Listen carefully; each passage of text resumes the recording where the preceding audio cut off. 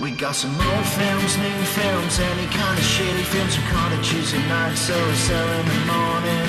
Least is a shaky ship, surprised he made it through the week. And then he turns his head and finds that Darren is snoring. Jim's on the other line, euphemisms all the time. While Mr. Rouse sits around, sticking his claws in.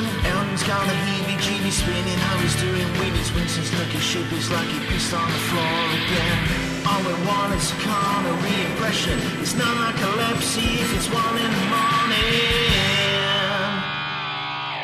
Hello and welcome to the Black Dog Podcast, episode 356. Are we sure? Yes. Okay, excellent. Yay! 356, Magnum.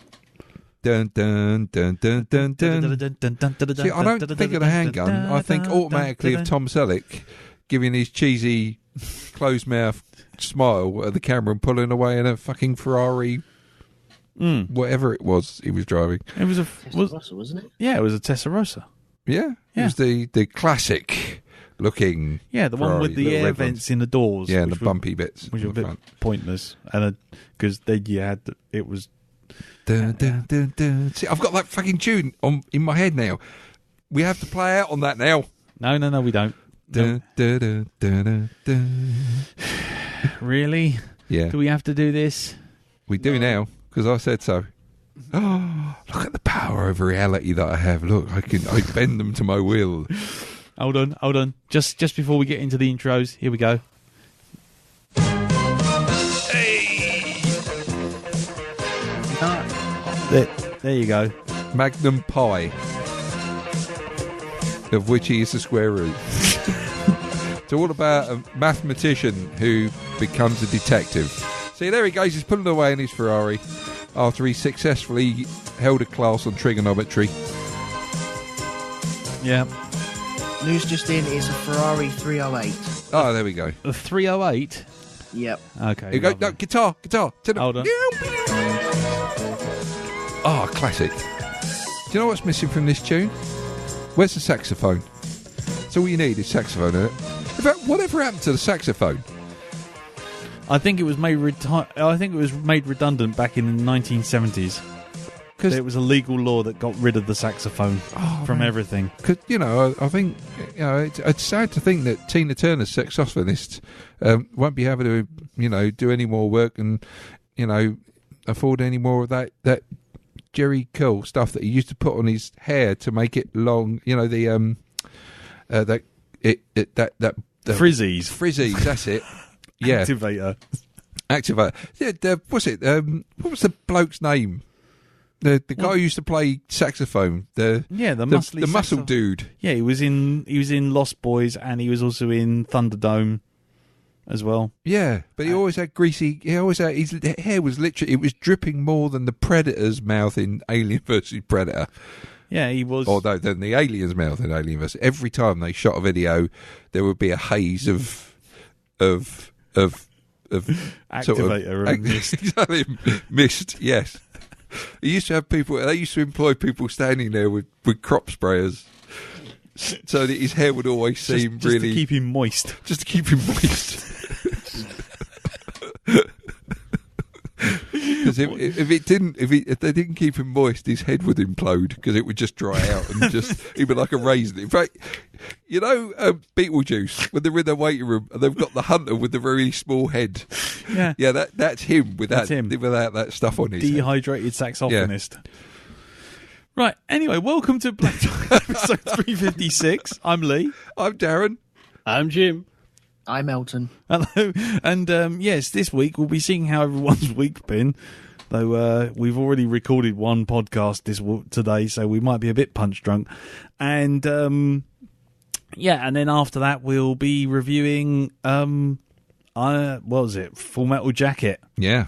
Full Metal Jacket, which is a film. Yes. Which we did watch. About a jacket that is fully made of metal. Yeah. No. Otherwise known as I can't go out in the rain. Exactly. Because you rust with a metal jacket. With the metal jacket. Anyway, we're going to see how everyone's week's been. And we'll start with Elton, because me, Jim and Darren have been talking for about an hour already. So, Elton, just give us a second to have a cup of tea. Where's Yeah, your of week? course, yeah. Entertain us. Entertain us. Dance, monkey boy, dance. Oh, blimey. Okay, right. Well, it was attempted this weekend to go out and get me a present, which was a lovely idea. I was downstairs with Jacob, and Amanda came in the room and said, right, we're popping out. We're going to get you a present. I was like, okay. Any particular Sounds reason? interesting.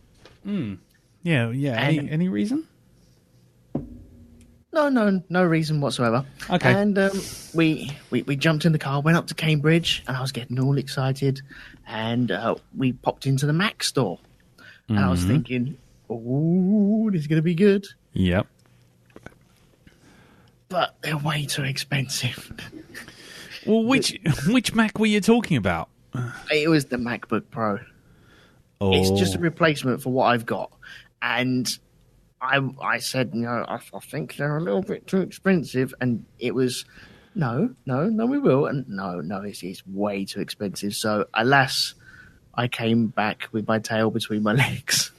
Oh. I thought you were going to say that actually it wasn't where that wasn't the present. They just stopped in there so Amanda could get a new charger for her iPhone.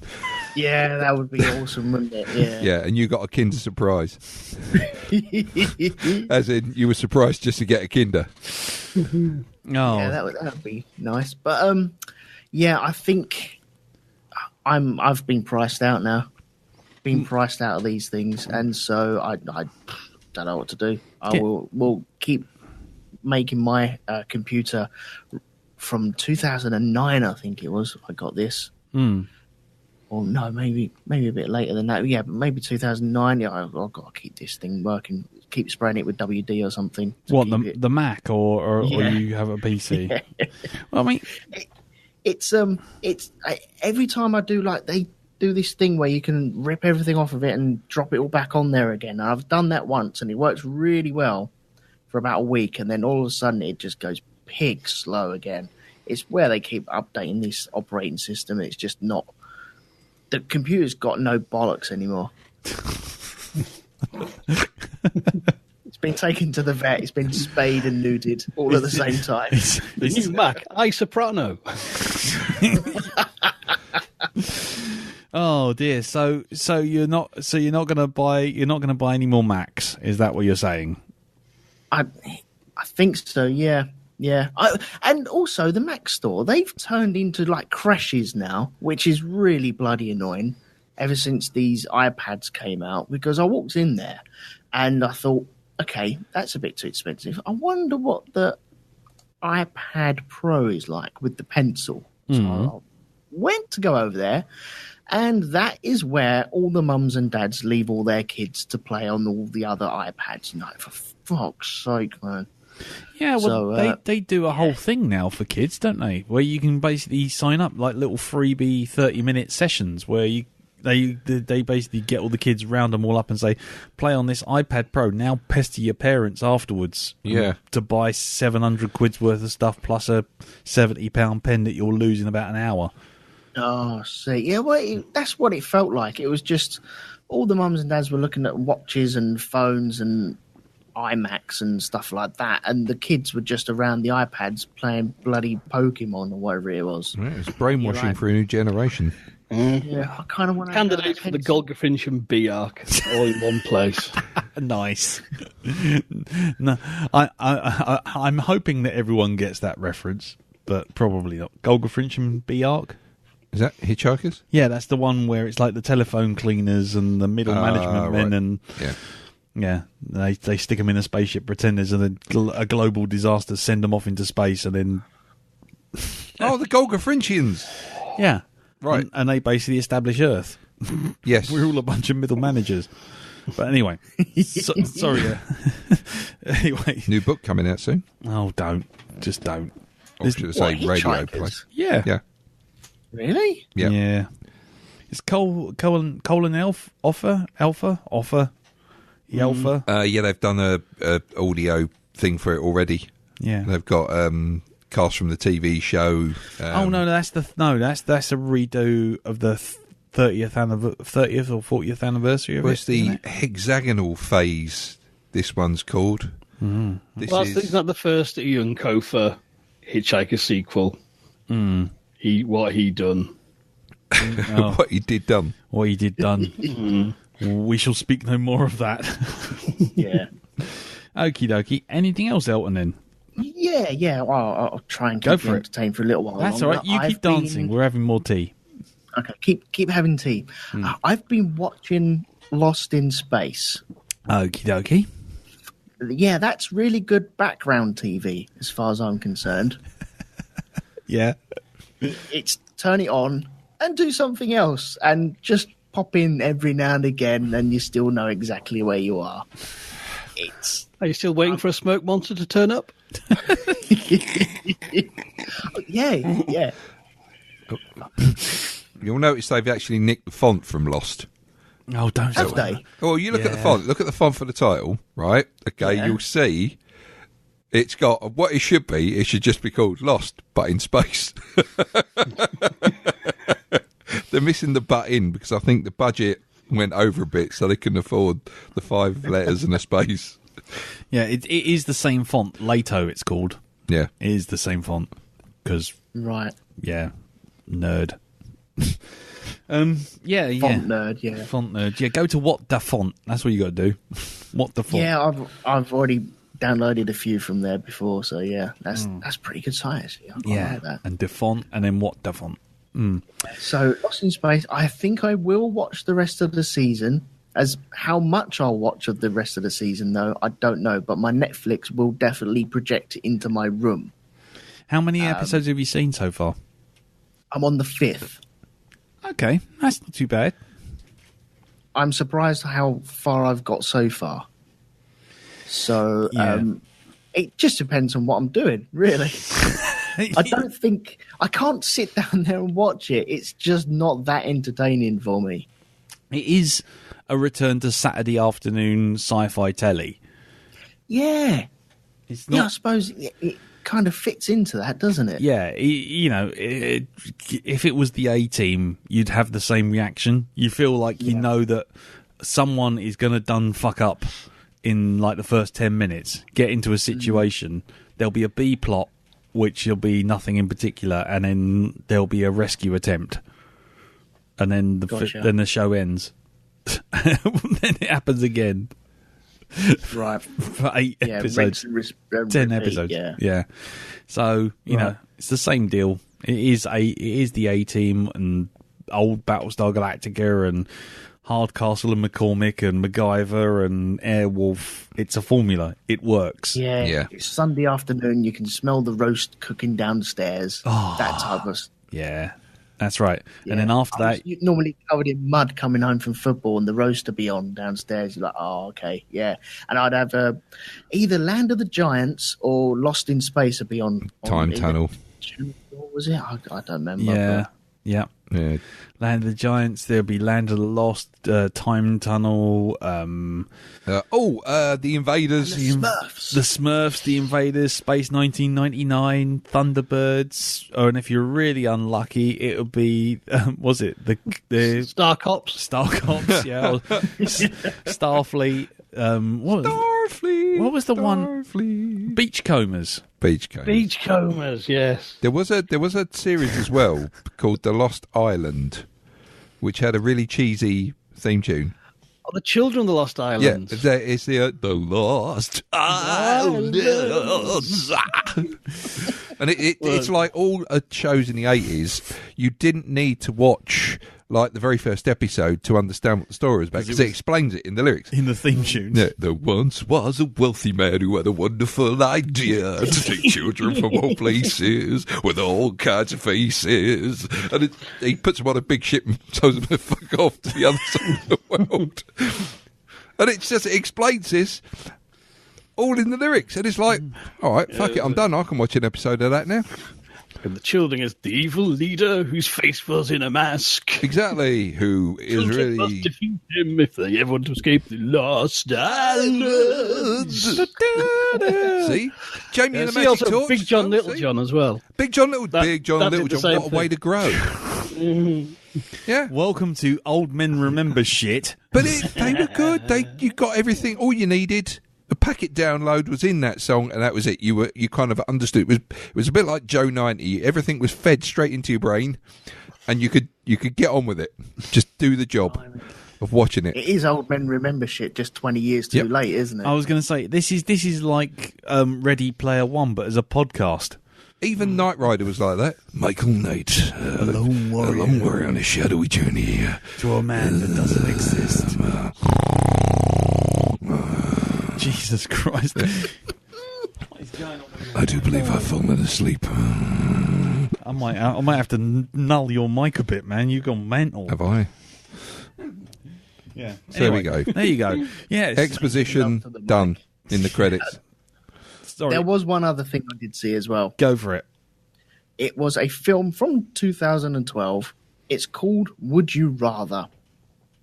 Anybody heard of this? No. It's kind of slipped under the radar, and I suppose it deserves to slip under the radar. Was this on RedTube? What's Babe Station? No, this is on Netflix, actually. Okay. Near as damn it. Yeah, might as well. What's it called? It's called Would You Rather? Would you rather? Yeah, Okay. and it's titled as a horror, and I thought I was getting into something a bit indie-esque, thinking, I found a film under the radar, but no, it's really quite lame. Imagine, it's a dining room table full of people playing the Would You Rather game, but kind of at gunpoint. Now that sounds a bit like a sort of asylum attempt to sort of cash in on that new film that's out called Truth or Dare, which has literally come out like last week or something like that. That's right. Yes. Which has a demon that sort of like jumps that sort of says to people truth or dare, and they either have to do a dare, which is likely to get them killed, or say the truth, which is likely to get them ostracized, which is the worst thing ever for a teenager, like totally. So like totes emotion, dead amaze. So yeah, well, let's put it this way, right?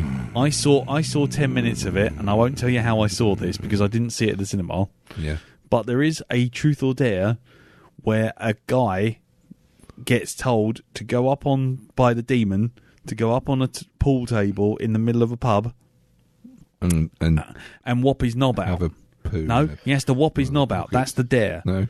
But then he decides that You can tell this is American teenagers because British teenagers do that anyway after 2 Strongbows. Yeah, and there's no pool, lemonade, and there's no pool table that you could possibly stand on in a British pub because it'll just collapse because it's basically 90% chipboard. Anyway, and so he gets up on the pool table. The demon, who looks like someone's Instagram filter has just gone nuts, just goes, "Now pull out your penis in front of everybody," and this guy just goes, "Oh, I've had enough of this," and then it goes completely Final Destination, and essentially he reneges on the dare. And by jumping off the pool table, he steps on the cue ball. Steps on a landmine. Not far off. He steps on the cue ball, which trips him up. He falls forward and he basically breaks his neck on the other pool table just across from that one, falling between the two. He breaks his neck on his own cock or something because he never got his cock out, and that was his ultimate. Yeah, he folded like a fucking decorating table. He didn't do, but he did pretty much that. He did pretty much fold between two. I think that's pretty much in the trailer, actually. That is it. I think it is. Yeah, we saw a trailer for it. I think. Oh right. The Ghost Stones on Infinity War. I thought, God, that's shite. Yeah, well, it is. No, but sort of reared up and throttled him anyway. Now you might be talking, you know. You're dead, and they saw your penis. Yeah. That'll learn you. Yeah. So that's going on the docket when it comes. Oh, no, I'm joking. I'm joking. Really? There's no way we're doing a 12A horror film ever. No, except maybe Lake Placid, which we're doing in 2 episodes. Oh well, that's fine. But anyway, that's not even a horror, is it? Anyway, sorry, Elton. Carry on. So would you rather? So what actually happens? Would you rather be watching this film or watching something else? See what I did there? I think it was a week of easy watching because it is it's an easy watch horror. You kind of know exactly where it's going. You know where they're trying to pad out certain bits, and then all of a sudden the writers of the storyline go, well, okay, we kind of need to finish this now, so let's do certain things and get back on track, and then let's try and finish it. And it's horror, but it's not even horror. I wouldn't even say it's horror. It's just dramatized kids, really, by the numbers. And it's, if you're looking for something really easy to watch, but you want something a bit scarier than, I don't know, Transformers, then yeah, go for this. But it's not a sit down with your lady friend and all cuddle up on the sofa and watch it, because it's just not that. It's not to be tolerated in that sort of respect. Sit down with your lady friend. What are you, from the 1960s? I don't know where that sentence was going. I was really struggling with that one. Come on now, Jenny. Let's go to the back seat and watch The Blob. I promise you nothing will happen. I won't get fresh as I place my hand around your shoulder as the credits roll. I'm sorry, I've already seen The Blob. It was awful and terrible and frightfully and awful and frighteningly dull and awful. Hold and dull. me, Elton. It's getting too intense for me. I assure you, madam, I didn't cut a hole in the bottom of this popcorn carton. Quickly, Doris, get out the roast potatoes. Oh dear. Anyway, so yeah. Anything else, sir? No, that's it. That's your lot. After we've mocked you mercilessly. Yeah, right, brilliant. You're welcome. Yeah, you're welcome. Right, okay. So, Jim, how's your week been? Mainly stressful, to be honest. I won't go on about that. That's for reasons. Yes, which we kind of gleaned last time. Yes, and some of the things as well, which yes, okay. Not been good.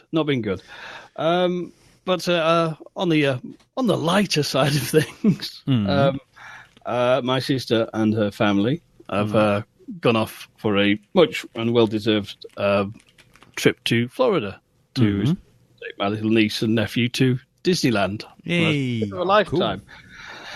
Cool. Now, my little niece Jessica, she had a rabbit called Charlie, who, in the great tradition of pets, decided he's going to die on Christmas Day. Oh, shit. However, she got a new rabbit, Belle, and we got the job of, of looking after her while they're away for a fortnight. Now, I was previously of the opinion that rabbits were really jumped up hamsters, the kind of not really. I had them as a kid and found, we've got small rodents that are nocturnal. They're not really. You can't do much with them. You know what I mean? No, you can't teach it to fetch. And kind of, most people experience with rabbits. You have a rabbit, it's in a hutch, it sits outside. You give it a carrot, you get bored, and then Mum or Dad has to muck it out every week for the rest of its life until the fox comes. Yeah, I was at Belle though. He's a house rabbit. She's always been indoors, and she used to being out, and she's been being out a lot apparently. But we've had such fun having a rabbit running around the house. Really intelligent, really affectionate, loves to play. It's kind of, you think kind of like the sort of the soft cuteness of a cat, but so the affection of a dog, but without the dumbness of a dog, and without the kind of, actually, if I look like a frog, you realise I'm a cystic monster of a cat. I'm going to stare at you from a distance and hate you until. But it's kind of, it's great. If she wants to eat, she goes in a cage. Other than that, you just leave pellets everywhere. But an animal that poos small, round, dry, odorless little round balls, which you don't mind picking up, that's a step up from other animals I've minded, where you're mopping up cat sick and bits of dead wildlife they've brought for you. Yeah, I have that problem every Tuesday night after Darrens left. You're so funny. Just mop up that fucking hell. Sorry, carry on, Jim. There'll be no mopping up. But yes, I'm sort of very taken with having a rabbit. It's kind of it's actually really a good pet because she knows her name. She definitely knows it's time to go back in your cage. Wow! And I'm going to go behind this armchair where you can't get me.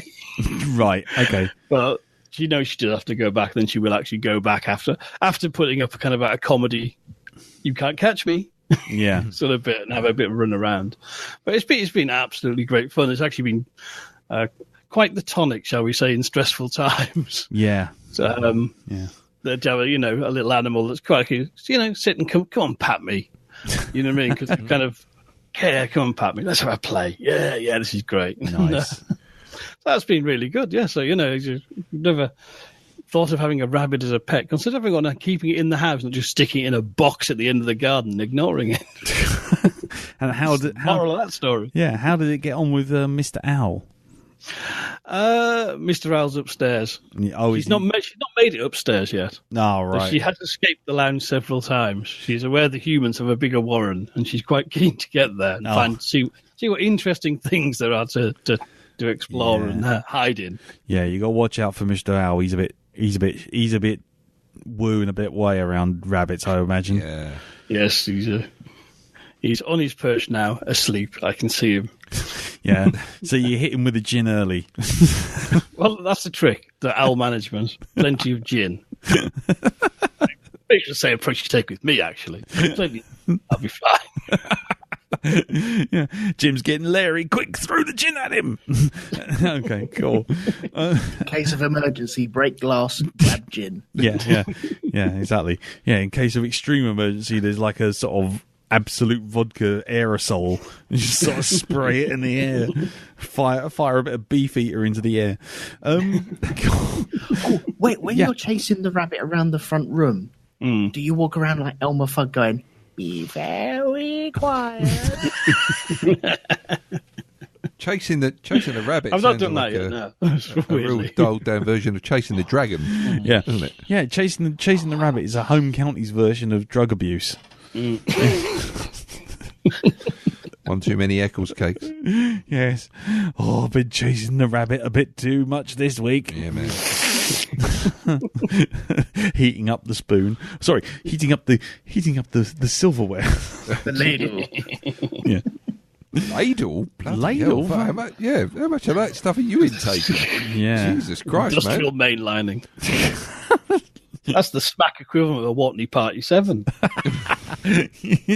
Yeah, diamond. Yeah, Ace Diamond or whatever it was. Diamond White. Thunderbirds. Yeah, 8 Ace. Oh. Yeah. Which Thunderbirds, red or blue?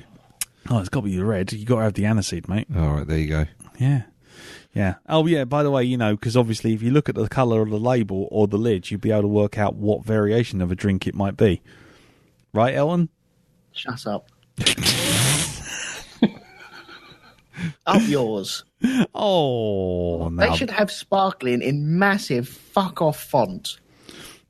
Would you like to explain? Would you like to explain for the ladies and gentlemen out there? Just sorry to interrupt you, Jim, but this needs addressing. I need to hear this, obviously.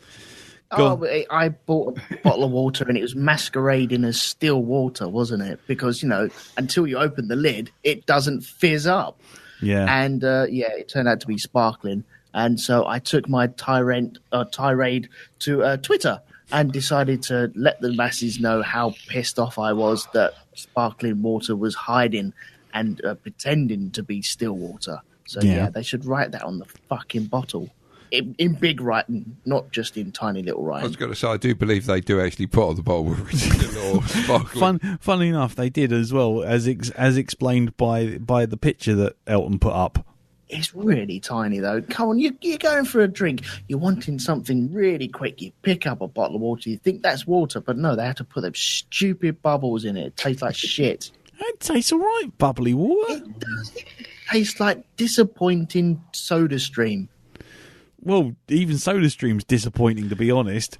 That's just disappointment but you fucking work for it. It's like disappointment, broken dreams. Anyway, and embarrassment. Anyway, yeah. So Elton. Welcome to my palace of fizz. Yes. Pour the syrup in like this. And I then, go to the shop and go, no, it's 5p cheaper doing it this way. yeah, your dad's sitting there going, oh yeah, no, if we can put the gas canister in it. Oh fuck! Do you remember that advert for SodaStream? Go on. Get busy with the fizzy. Yeah. Yeah. SodaStream. Fizzy. Yeah, I actually had to do SodaStream as part of my essential oils work because we used to have to test some of the flavourings that would go in Pepsi in a fizzy medium because they tasted different because the bubbles were raising up some of the flavours. And so we had a SodaStream in the lab every day. Wow. The only problem was that it was the one where you had to screw the bottle onto the fizzy thing. So you put the bottle on there and you go tss, tss, tss, tss, all this sort of thing. And then as soon as you unscrewed it, it went and just basically fired fucking water everywhere. And you're sitting there and essentially you've worked out that you haven't filled it up enough and essentially all the gas is left. It's taken all the water with it and the water that remains is about as fizzy as my piss. It's like... And your piss is very fizzy. And I tell you what, the amount of Alka-Seltzers I have to eat to get fizzy piss, you have no idea. Anyway, sorry, carry on the story, Elton. No, that's it. That's right. it. Anyway, he posted up a picture, and it actually had the word sparkling on the label, which I was at pains to point out, and he didn't like that. Did you? Fuck you. Anyway, carry on, Jim. Anything else in your week? Not really. Other than that, I've done a binge rewatch of The Young Ones. Oh, nice. First time in a while, and I was delighted to see there was a new series of Hap and Leonard on Amazon Prime. Nice. She's based on the Joe R. Lansdale books. It's up to the third novel now, but they're all kind of pretty much standalone, or there is continuity between the books and the series. But it's done by Jim Mickle, who people remember made Stakeland a few years ago. Oh, yes. And all three series, I mean, the books are kind of the really darkly comic about, two blokes. One's a former ex-dropout sort of guy called Hap, who was a white guy, and his friend Leonard, who's an ex-Marine and gay. Right. Who's played by the guy who... Hap's played by James Purfoy, and Leonard is the guy whose name I've completely forgotten, but he was Omar in The Wire. Yeah, I know. Right. And they're just such a funny sort of double act, because they're kind of a bit mismatched, but the two guys have known each other since they were kids. And it's sort of set kind of actually... The first one's like in the 80s as well, and it's set in the South. So you can imagine this combination of a white guy who's friends with a gay black man. It's a bit explosive in some in some areas. Yeah.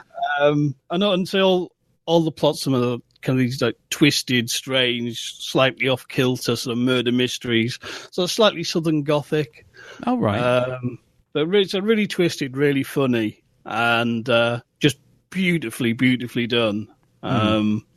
Really good. There's 3 series, and they're all fairly short. They're all about 8 episodes long. And see if that sounds good, do check them out, because they are really, really good. And I read the books as they were coming out in the 90s, and it's one of the best sort of adaptations of books I have seen. In quite a while. Okay. Really, really faithful, and just really bring the characters and the stories to life, and it's just like pitch perfect. Nice. Excellent. Okay, well that's called Hap Leonard. Yeah, Hap and Leonard. The current ones are Two Bear Mambo. Okay. Right, okay. Brilliant. Right. Okay. And let's move on to you, Mr. B. Yes. How was your week, sir? Well, I've come away a little bit injured this week.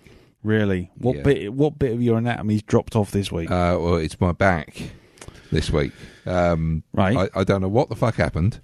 I did something. I mean, it might be the really explosive thing that I did, which was just sit in a train seat. I was all right when I sat down, and when I got up, I was literally doubled over. That's what you get for eating those spicy hot wings, mate. It certainly is, yes. I started hobbling. It got worse and worse as the day went on. And it was the day I was due to go and see Avengers Infinity War. And it's just like, oh, God, I hope this isn't going to stop me from going to see it. I mean, I'm going to be sat down watching this thing. Surely nothing can go wrong. And you watched 3 screenings of it because exactly. I couldn't get out. But no, it's just like, after that, it's like, well, what else could go? Surely this is all that could go wrong today. Right. And then, 10 minutes before I'm due to leave the office to go and see the film at the O2, right? The Jubilee line shuts down through a power failure. It's the only fucking way I can get to the O2. Is on the Jubilee line. And it's just like, this happens 10 minutes before I'm due to catch the fucking underground to get there. So how did you get there? Well, fortunately, by the time I did get there, they just opened it up. It said restricted service. Oh, fucking motherfuckers. I don't know why they said it was restricted service, because when the train came in, it just shot off like a rocket. So I did actually manage to get in there and see the film nicely. Managed, not do myself too much of a mischief trying to get in. In fairness, they did have about 45 minutes of adverts and trailers at the O2. Well, there is that, yes. You could have turned up an hour late and still got there on time. I even took an early shift just so I could be there and watch it. Nice. So, nice. Managed to get in and see the 4:10 version of that. So cool. There we go. So had a day off work because it got worse on Friday. Got better as the weekend went on. And I did actually manage to get to try something called Top Golf. Have you ever heard of Top Golf? Is this like in real life or this actually is in a real video life. game? This is in real life. Top Golf. Top Golf. Right. No, you've seen those? Have you seen those American films where you've got 2 gangsters talking and one of them standing in like a concrete bunker, just firing golf balls off into the distance? Right. And they're stacked on top of one another. Yeah. These things. Yeah. That's basically what it is. That's just driving range testing, isn't it? Driving range. It's. How could I say this? I don't know, but I think we've reached peak old. Yeah. We're talking about your back and golf. This is just like everybody goes to it, and it's just anybody can go. It's there are no top golf. Well, actually, it is quite funny going there because you got the blokes, you got people like me who don't play golf. Right, holding a golf club is the most unnatural thing in the world for me. I don't know how to swing the bastard thing. It's like I can't get the mechanics of it. You've never held anything that big in your hand like that. I've held the putter before. I've done the putting courses, but I've never actually gone full whack. The putting courses. Yeah, you pitch and putt. You've seen the pitch and putt, right? You didn't do a course on putting. No, I didn't do anything like that. No. Sitting there going, this isn't a medal. This is actually for needlework, and this is for fretwork. This is for folding paper. And it's just I can't. I don't know how people manage to do that. I can't do it to save me life. I thought I was going to go Happy Gilmore on it. If I wasn't hobbling, I would have run up and done the with the use it like a fucking baseball bat, like a weed whacker. Exactly. You don't know how hard it is to hit one of them balls like that. It's so bloody hard. It is hard. But it's hard just putting the thing, taking the ball and putting it on the ground and trying to just hit it with a golf club. I didn't realise how fucking hard it is, right? It's easy to miss. What has happened to this podcast? No, but this is the thing, right? The funny thing was... Darren goes shopping for a mobility scooter. I got a reasonable Tartan blankets. score. Which one's the right one for you? I got a reasonable score, right? Okay, I scored about, I think it was 60 or something like that. Out of 100 or something, whatever it is the scoring is. Now, I can't do this. I'm just hitting this thing and it's like it's going to where it needs to be. They've got these great big fucking holes in the ground, right, which has got nets on. What you do is you scan the ball that you've got, you drop it through this reader, and it just knows where the ball goes. It knows it's your ball, and it knows what you've scored when it drops down into one of these great big holes with nets in. Right, they're like bunkers. Now I'm doing that, and I've got like a half decent score. It's like, well, I'm pretty shit at this, but I'm proud of what I've got. I've done my bit, I can at least play it. Now, next to me, there are these 3 blokes in the next bay, right, who think they are Jack Nicklaus.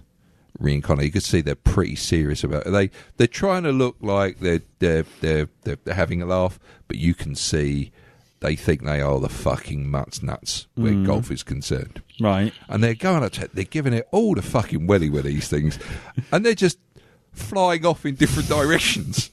They're going far, but they're not flying in the right direction towards where they need to fucking be. So they're like ended up in the motorway and stuff like that. Cars going into central reservations with golf balls through the window. Yeah, it is just by sheer luck that these things are just landing in, whether you can see them far off, and it's like they're not taking into account that there's a strong wind, so they're firing off in where they think the ball should go, and it's ended up in Dartford. Right. It's that sort of thing. The wind's just blown it straight off course. Right. Do they take a run up? Literally, you see them, and they give it all the sort of like, the little test swings like that.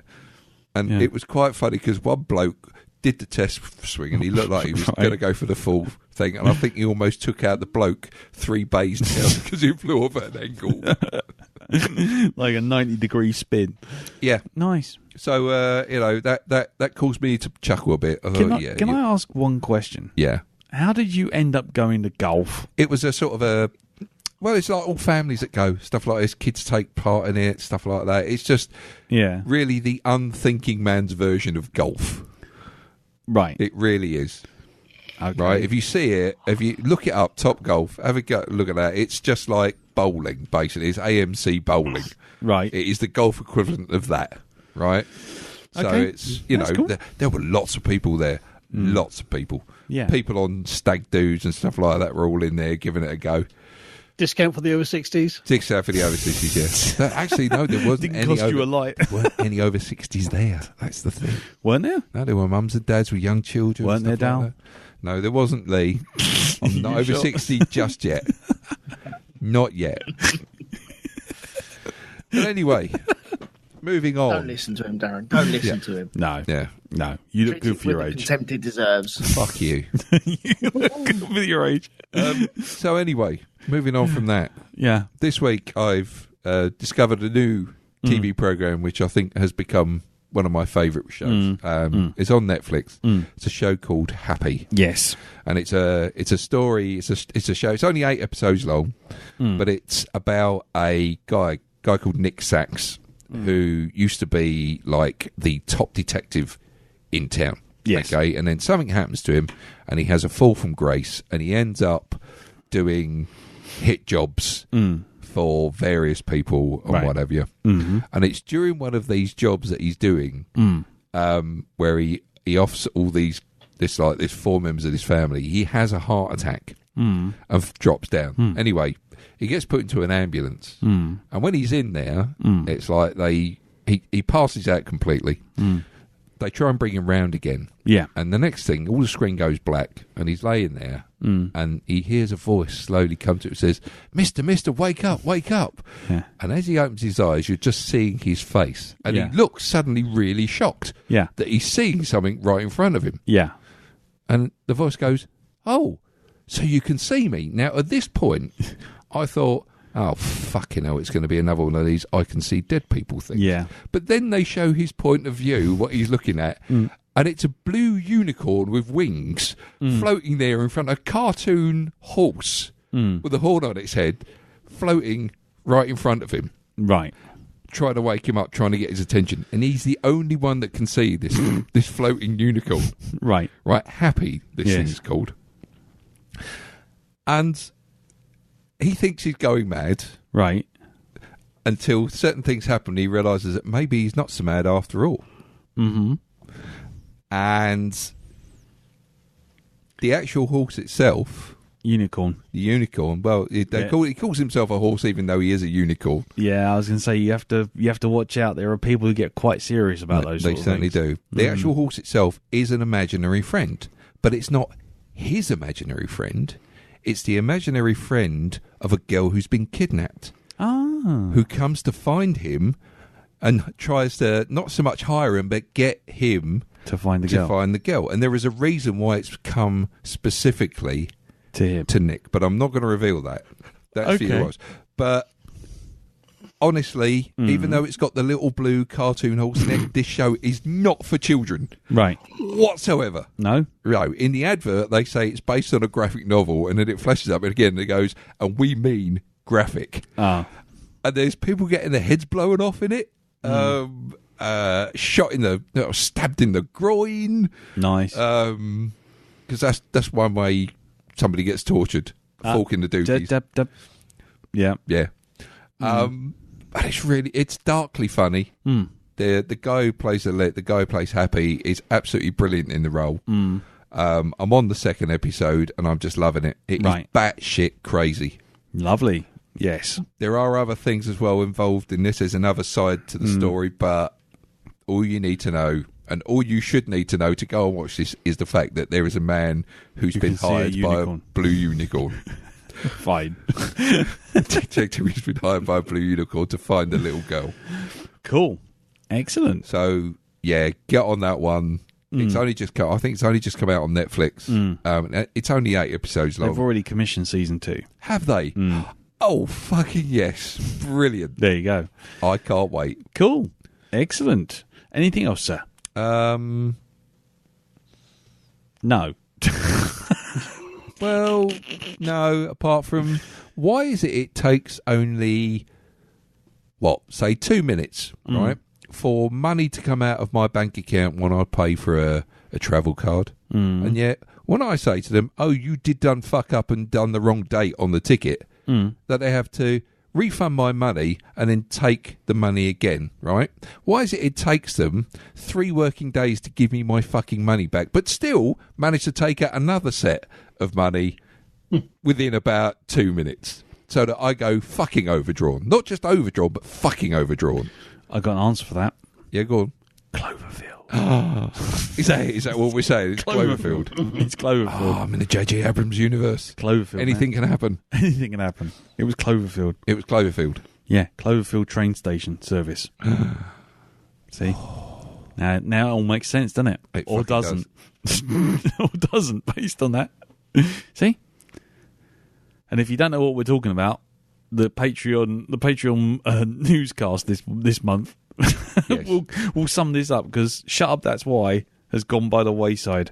Now it's Cloverfield. Yes. There you go. But anyway, I can't believe it's not Cloverfield. I can't believe it's not Cloverfield. There you go. So, is that it? That's it. That's me done. So, yeah, the train's done fucked you up twice. Yeah. Right. I got lots of little texts from Santander going, you've gone you've gone fucking overdrawn. Yeah. That was the word in the text. Yeah. Yeah. When you haven't gone just overdrawn, you've gone fucking overdrawn. Yeah, when the green screen on the ATM actually flashes red, you know you're in trouble. Yep. Got a telephone call from the Queen telling me it as well, because you get a telephone call from the Queen when you go fucking overdrawn. Hello, HRH here, you done fucked up. You done fucked up. You've gone fucking overdrawn. What? No, surely you mean overdrawn. No, you've gone fucking overdrawn. Why do you think I'm calling you? Yes.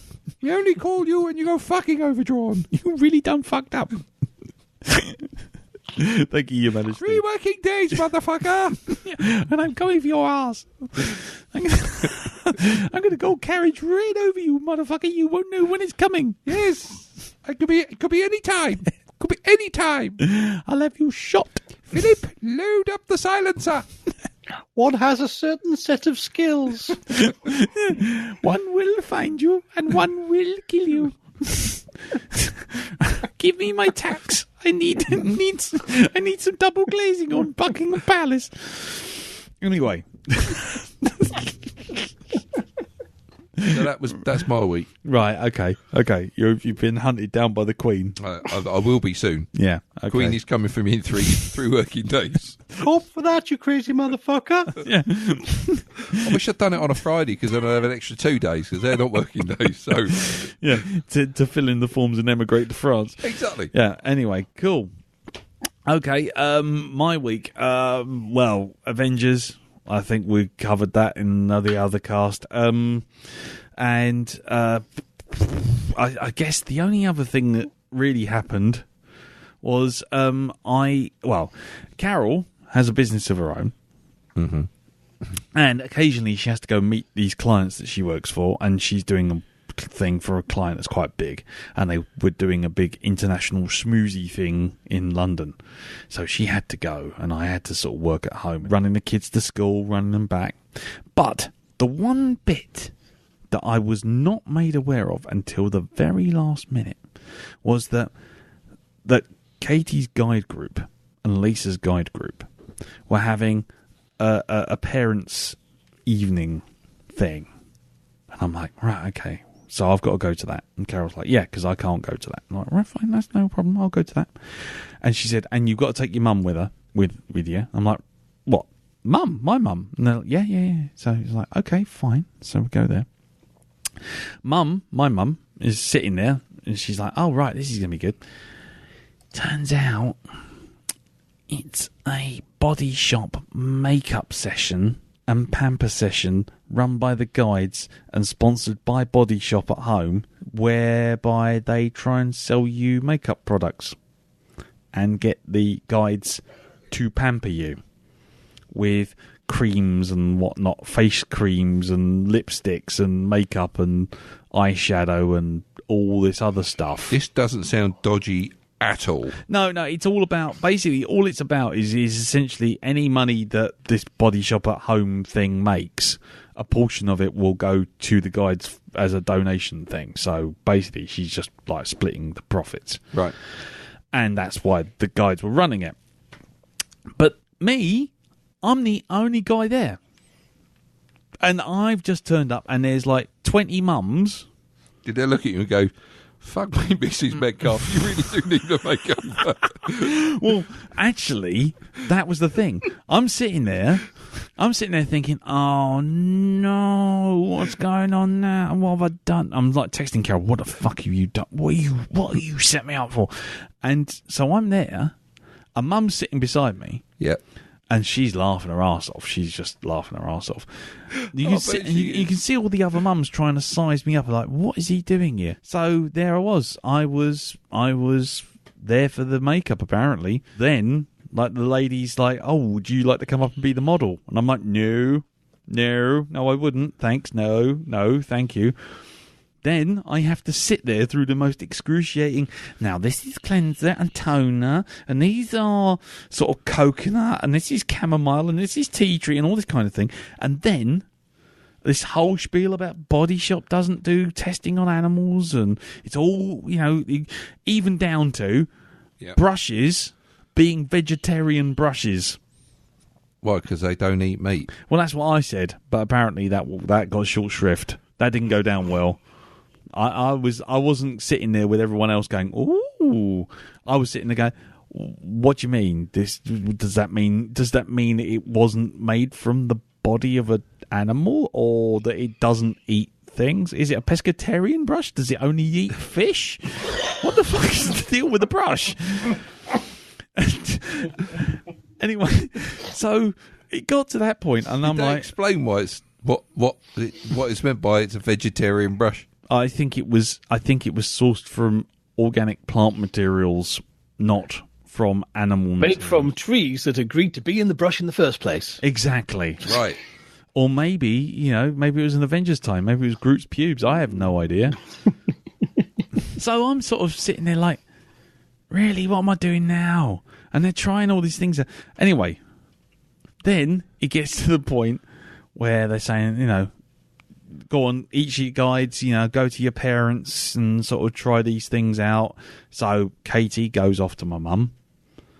And then Lisa, my youngest, she's having none of it. She wants to do nothing. She wants none of it. She don't want to help. She's just like, nope. Because she knows she's got to do this on me. Yeah. And she's like, and so basically. There ain't no amount of polyfiller. No. Trust me. So she come out with two absolute classics. The first was there was this stuff which they were promoting, which was Botox in a bottle, otherwise known as like the drops of life, they were calling it, or the drops of youth, or something like this. And it was like a little tiny green bottle, and it must have cost about 80 quid.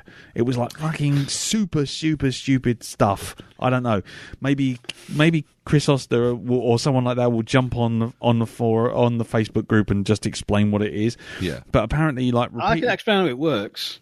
Go on. It is actually very slimming. When you've paid for it, you'll find your wallet's fucking empty and a good deal lighter.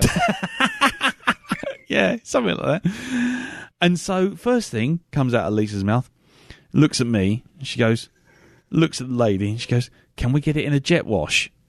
I'm like, you cheeky fucking cow. 11 years old. You get it in a jet wash. That's a golf. That's a top golf clap. That one. Yeah.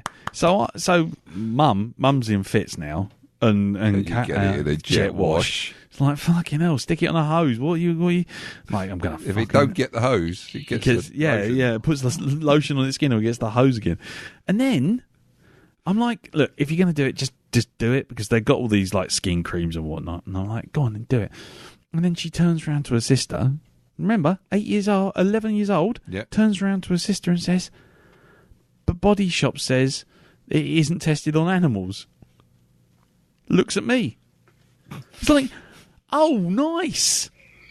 Tested on animals. Looking at me. So did she then proceed to get some and drop a pipette of the stuff in your eyes? In my eyes, yeah, that's it, yeah. Offer you a cigarette? Would you like to smoke one of those? At which point, my mum decides that she's had enough of this procrastinating. Yeah. Grabs the big blob of the shit off of Katie's hand, because Katie's got it like sort of piled up like a little Mr. Whippy on the back of her hand, and is putting it on Mum. Fucking rips the big blob of it off, and Mum goes, "Oh, look how nice it makes his beard look." Splat. And it was like fucking like Bugsy Malone. I just got a complete mirror shine of my face with this stuff just all over my face. Do you know what? It's as if your dad was being channeled through your mum. Yeah. It really was just that. Actually, I think I can see why my mum and dad are together. I think I've finally seen now. it. Yeah. This is it. They're just one personality together. Yeah. So, like a hive mind. So I just got a face full of this chamomile coconut thing, and she just kept wiping it on. She goes, "See, this is why I don't use these creams." And I'm like, "What are you doing? What? And she goes, "Because you know what? You know, it makes your skin go all greasy." I'm like, my beard looked like someone had dunked my face in a frying pan. My face looked like some kind of reflective pool with just hate underneath it. It was me just sitting there going, ah. You and the saxophonist from Tina Turner's band. Yeah, me and the saxophonist from Tina Turner's band. Nice callback. Yeah, exactly. Yeah, a bit of activator. Yep. Yeah, so I endured an entire evening of having random shit splattered in my face, and then someone saying, "Would you like to buy it for like 20 quid?" I stopped at the pomegranate lip tint. I stopped at that. Lip stainer. Apparently there's a lip stainer. Is it? Yeah. I stopped at Lip that. stainer. Lip stainer. Yes, I can hear you, lip stainer. Who are you, you mysterious man? I am Lip Stainer. Yes, exactly. So yeah, that was kind of that was essentially the key element of my week, was going to this thing, and then basically given a number of sick burns by my 11-year-old daughter, and then finally getting a face full of cream to make me look like someone just fired a butter gun at my head. That was it. That was my week in a nutshell. I don't know many people that tell me they've had a face full of cream. There you go. Well, today's your lucky day, my friend. That's it. So, yeah, can't really think of anything else. I did a drawing, but that's not even that interesting. So yeah, I think all other bets are off now. All other bets are off. The makeover. Yeah, the makeover, face cream. That's it. So yeah, shall we do this film? Yes. What a night! I love the way you kind of seed into that. Yeah, exactly. Because you know what, face cream, soap, soap pummeling. Yep, there you are. Oh man, see, all ties together. Cloverfield.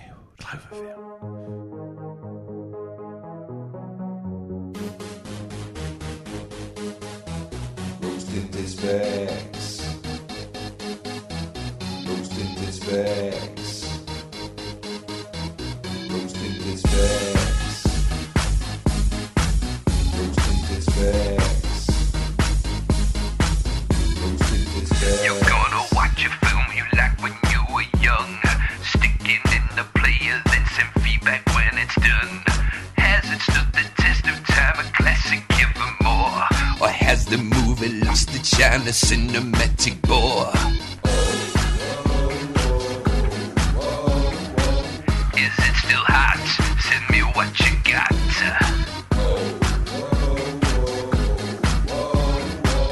Is it still hot? Send me what you got. We'll read out your thoughts on this week's rose tinted specs.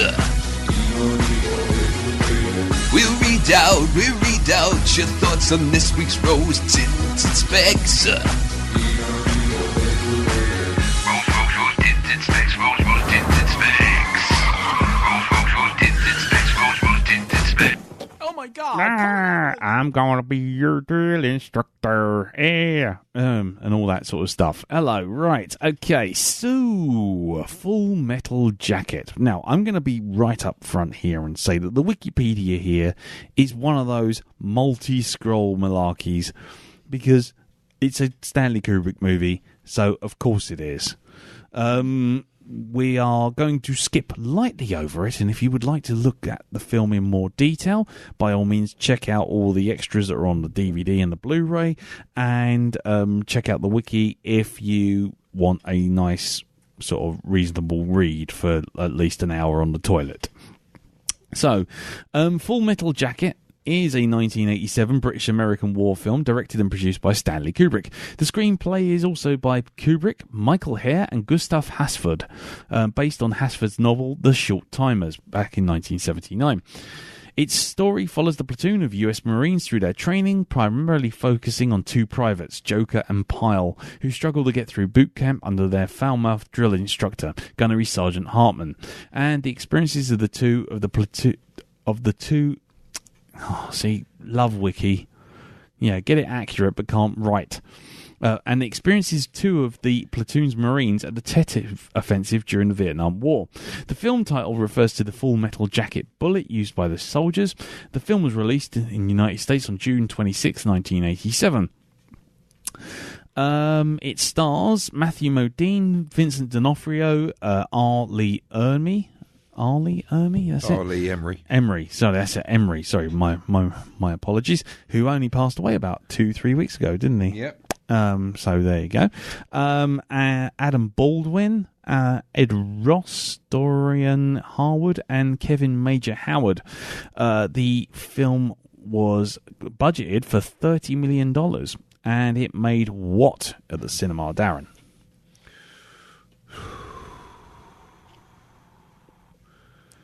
I'd say 100 million. Right, okay. Elton? 96 million. Jim? 120 million. Actually, only made 46 million. So it barely broke even. Well, it kind of just got over even, really. It did okay, I guess. Yes, I'll skip lightly over the development because it is huge. There is tons of stuff here, so like I say, apologies if we don't go into exhaustive thing, but we don't really want another 7-hour podcast. Kubrick contacted Michael Hare, the author of the Vietnam War memoir Dispatches, in the spring of 1980 to discuss working on the film about the Holocaust, but eventually it was discarded in favour of a film about the Vietnam War.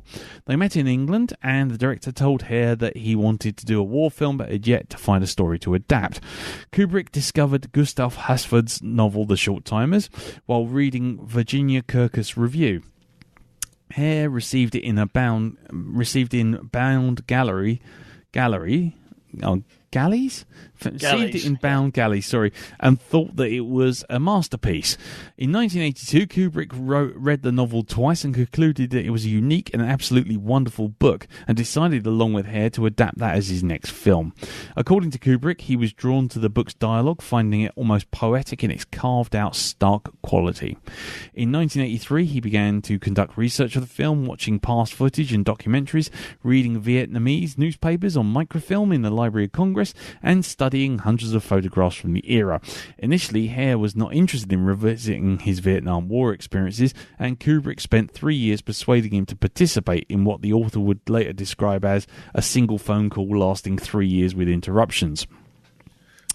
In 1985, Kubrick contacted Hasford to work on the screenplay with him and Hare, and often talked to Hasford on the phone 3 or 4 times a week for hours at a time. Kubrick had already written a detailed treatment, and he and Hare got together at Kubrick's home every day, breaking down the treatment of scenes. From that, Hare wrote the first draft.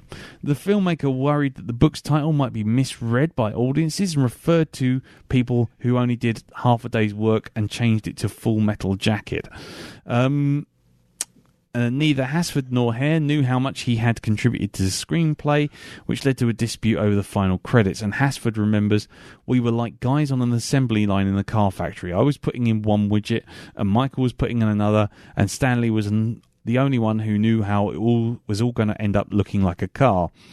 Hare said that the director was not interested in making an anti-war film, but he wanted to show what war was like. Now, I'll skip over the casting because it's quite big, though it was supposed to be Anthony Michael Hall was going to be Private Joker initially, and then was offered to Bruce Willis, but then he turned it down because he had just started filming the first 6 episodes of Moonlighting. Yes. Was it? Then we move on. A few quid by not shaving his head there. Yeah. Yeah. Got ahead of the curve. Yeah. Ha ha ha. Yeah. The film was shot in Cambridgeshire, on the Norfolk Broads, the Millennium Mills and Beckton Gasworks in Newham, and on the Isle of Dogs, which also leads to one of the biggest moments where I can't take my eye away from it, which is where you see a helicopter land and you can see an electric pylon, clearly a standard UK electricity pylon in the distance, and then you suddenly realise that they're filming everything quite low to hide the horizon. Oh, I missed that. Yeah, it's sitting in the background. It's like, oh right, so there's a sort of Isle of Dogs electricity pylon just standing there right in the distance. Anyway, there's a post box around the corner, and a black cab turns up as well. Yeah, exactly. Yeah, and then someone goes, "Oh, Governor, cab for Kubrick, cab for Kubrick. Anybody, Kubrick, cab for Kubrick. Pick up, track." Oh, sorry. Anyway, moving on. There's lots of stuff in this wiki which is just ridiculous, and I will use the example which I've just said off air, which is things like this. Cowboy's death scene shows a building in the background that resembles a famous alien monolith in Kubrick's 2001. Kubrick described the resemblance as an extraordinary accident, or it could just be a fucking door. Perhaps. Maybe. Because you know what? Doors are rectangular. So are shortbread biscuits. So are fucking buildings. Yeah, exactly. So are oblongs.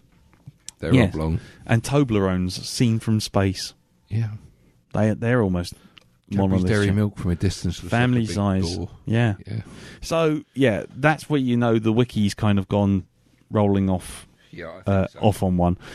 So, yes, if you feel like reading the rest of that, by all means, go for it. Critical reception. Review aggregator Rotten Tomatoes retrospectively collected the reviews to give it a score of 93% based on reviews from 76 critics and an average rating of 8.3 out of 10. The summary states, intense, tightly constructed and darkly comic at times. Stanley Kubrick's Full Metal Jacket may not boast the most original of themes, but is exceedingly effective at communicating them. Another aggregator, Metacritic, gave it a score of 76 out of 100, which indicates generally favourable response based on 19 reviews. Reviewers generally reacted favourably to the cast. Ermi? Is it Ermi? Yeah, Ermi. Yeah, yes, Ermi in particular, and the film's first act in the recruit training. But several reviews were critical of the latter part of the film, set in Vietnam, which are considered to be muddled in its moral message and in the finale. And it also ranks 95 in the AFI's 100 Years, 100 Thrills. And again, there's tons and tons and tons of stuff about differences between the novel and the screenplay, accolades. It won BAFTAs for Best Sound and Special Effects, Oscar for Best Adapted Screenplay, Golden Globes, Film Critics Circle Awards, Writers Guild of America, and the awards of the Japanese Academy as well. There you go, for Best Foreign Language Film. So we'll skip lightly over that because, like I say, we're running a little long. Normally we'd be into this by now. So, so we'll just start the review. So, let's get on with it. So, let's start with you, Elton. Sir, Okay. what did you think of Full Metal Jacket? Okay, well, I think this is possibly the fourth time I've seen it now. Mm-hmm. And I can say that because, this is one time I've seen it. I bought the DVDs and I recently watched it, and I'll let you guys know that I'd recently watched it in maybe end of last year, I think it was. Yeah. And I think the only other time was the first time I watched it, where I got really confused. I think I fell asleep halfway through, but I was quite young watching that. Yeah. And it's only until recently that I've really seen that the film is not about Pyle. I'd always interpreted it as being about Pyle, where I've just seen screen grabs and seen all the quotes around and not really dived into it. It's been one of them films where I've really meant to dive into it, but haven't, kind of restricted myself because I thought, if I get into this, I'm really going to ruin it for myself.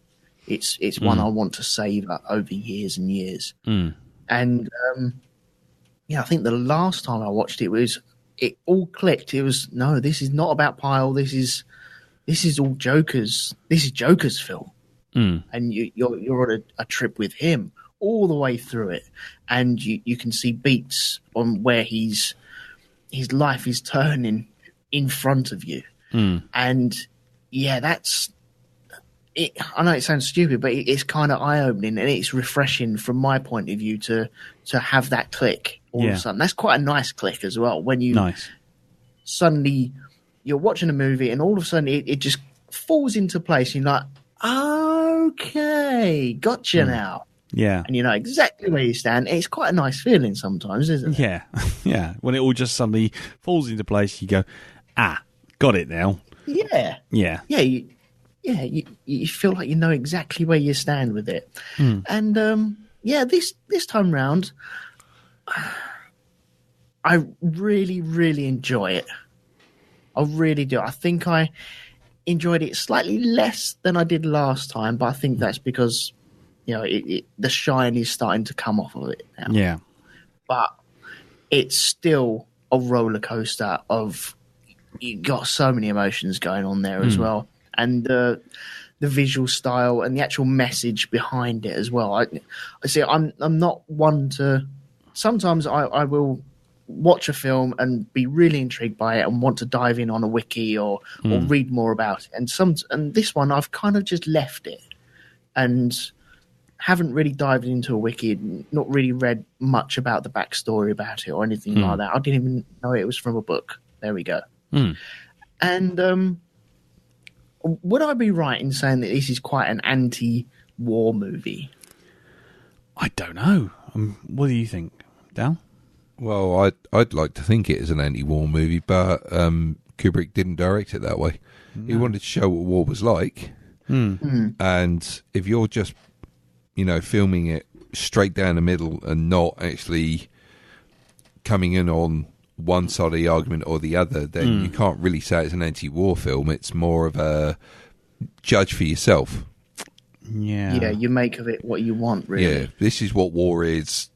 How about I let you decide rather than try and make up your mind for you? Actually, before we go on, can I ask everyone a question as well? Yeah. And I'll go around to each one of you. Do you, Elton, like war films as a rule, as a sort of genre? Yes, I do. Right. Okay. Cool. What about you, Jim? And by war films, I mean historical war films, as opposed to like Star Wars or something silly. Yeah. My first instinct was said no, but then again, I really enjoy Kelly's Heroes, Apocalypse Now. Okay, no, that's cool. Obviously things like Hamburger Hill, even, and obviously things like The Great Escape, Where Eagles Dare. Guns of Navarone, Force 10 from Navarone. So probably actually, yes, I do actually. Yeah. When I think of it, you know. Yeah. No. Yes. Okay, fair enough. What about you, Tal? Yeah, I enjoy a good sort of like war movie. You know, Okay, one that's got. Yeah. I just feel like it might be good grounding for where everyone comes from. I mean, in terms of reviewing this, I mean, because What about yourself? I was going to say, because for me, war films, as a rule, with the notable exception of a couple of sort of like standout ones, like I don't know, Dunkirk and Saving Private Ryan, and the occasional one, I don't like them. No, which may give everyone a tip off of where I'm going with this, but it was more just I wanted to kind of get a sense that because this is obviously regarded as a classic, and so how everyone's going to review it might also come down to how everyone likes it, the genre, if you know what I mean. So I just wanted to get a vibe before we got into everyone else's opinion, but I just thought I'd just throw that out there. So anyway, sorry, didn't want to really derail it, but go and carry on, Elton. So Okay. over to you. Well, sorry. I was talking about like it being an anti-war movie, and I only got that from you.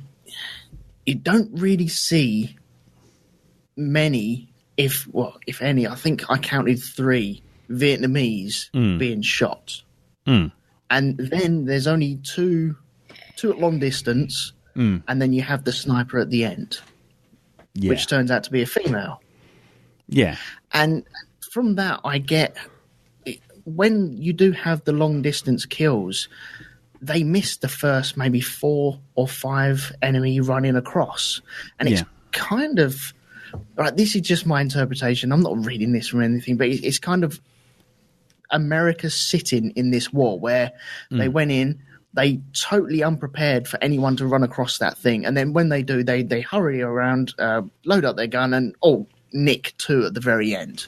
It's kind of very rushed and reactive. Not very calculated. Yeah, reactive instead of proactive. Yeah, exactly. Yeah, and then when you have the sniper at the end, they're standing all over. It's kind of a weird way of the way that America wanted to finish the war by walking over there, standing over their enemy, and then just putting them out of their misery. And it's kind of weird when that kind of snaps into you, and you kind of realize that's what is coming across to me anyway. Yeah, but. Yeah, I'm still toying with that emotion of that realization from the movie on that. But there's going back to the very beginning of the movie where you have the training scenes. There's massive amounts said about the training scenes and Gunnery Sergeant Hartman as well, and all that is bona fide classic stuff. There's no getting away from that, and there's no real blood and guts in that scene or that first 45 minutes of the movie, and it's all about training these guys up to go to war, and you also got the opposite end of the scale where you have to have a fuck up to show everyone's progression, to show his progression throughout the whole film or the half the film, and how they instill their thoughts and their mentality of war and preparing them to go into battle. And you kind of need Pyle there to show where they've come from and where they're going to and their stages of progression on that. Right. And there are bits where I do feel sorry for Pyle, but when he's walking at the back of the platoon with his trousers around his ankles and he's sucking his thumb because he's screwed up. Yeah. Or because he's screwed up, or he's just not built for that job. He's just not tailored to work in that environment. We don't know how he got there. We don't know if it was pulled in, drafted in, or whether it was signed up and just decided to join them. So we're kind of left in limbo with that. But I think you're meant to feel he's being picked on, but isn't that the way that it's kind of portrayed that they would do things anyway to weed out the weak, per se? I'm not saying he is weak. You got to be so careful nowadays on how you say these sort of things. But no, I mean, but you can only speak as you find in terms of how the film presents it. The film presents him as someone who's, shall we say, let's be honest, is a little bit mentally subpar. I don't know how you best describe it. I don't know. He's got some sort of mental issue, hasn't he? He's on a spectrum somewhere. These days he wouldn't have even got in, but I don't know. It's so dangerous talking about that sort of stuff. It really is, but it's interesting on how they deal with that, and I like the ebb and flow that you get from him as well, especially when he goes under the wing of Joker, and the way that Joker's character builds up throughout them first stages, and then he's like the big brother to him, and he's helping him along and he's dressing him at points as well. Yeah, and then you see the slippery slope. You sat there going, okay, he's going a bit too far the wrong way now. They've broken him down, they're building him up, and now they kind of fucked him up a little bit, and. Yeah, that's kind of heartbreaking, I think. Especially, that transformation on Pyle is kind of heartbreaking. But I love the way that they use there's some creepy-ass music that they have when Joker's on patrol on their last day on the island, and they finds Pyle in the toilets. And you have that kind of tinny sort of... I think it's supposed to sound like bullets falling to the floor, but it's like a ding, ding, ding, very subtle in the background. But then you get that at the sniper scene as well, and that's another landmark in his life and his character building. And so it is all about Joker, and I just fucking love it. I don't think it's quite a masterpiece. I think it's easily said that this is a masterpiece because everyone's said it so many times. I still prefer the 2001 personally, and I would call that a masterpiece. But this is there's some things don't sit quite right, especially when you lose Joker Man, or is it Joker Man? No, 8 Ball. Sorry. Yeah, and that sort of scene. And you have him going in there, and all of a sudden, he's lost, and the other guy piles in. It's just, it doesn't sit quite right for me. I get all the bravado of, we don't leave a man behind. Brilliant. I love all that sort of stuff, and everyone's standing up and covering fire and stuff like that. But there's something not quite right for me on that. I don't know what it is. And also these special effects on the blood, but I know that we've come a long way since then as well. I think we'll move on in a little bit, but I think in terms of that scene with sort of like 8 Ball and I can't remember the other one who goes down first, the doc or whatever it is, but basically when I think that whole scene that just feels a bit too Cowboys and Indians kind of war film. They go running off and it's like, we never leave a man behind, and it's kind of the cue for Adam Baldwin's character to go running off and be sort of like firing the guns and every guns blazing and all this kind of thing, and the obligatory laugh as he's doing it as well. To show he's quite unhinged. He's all right. But he's just the private Pyle who made it through, if you know what I mean.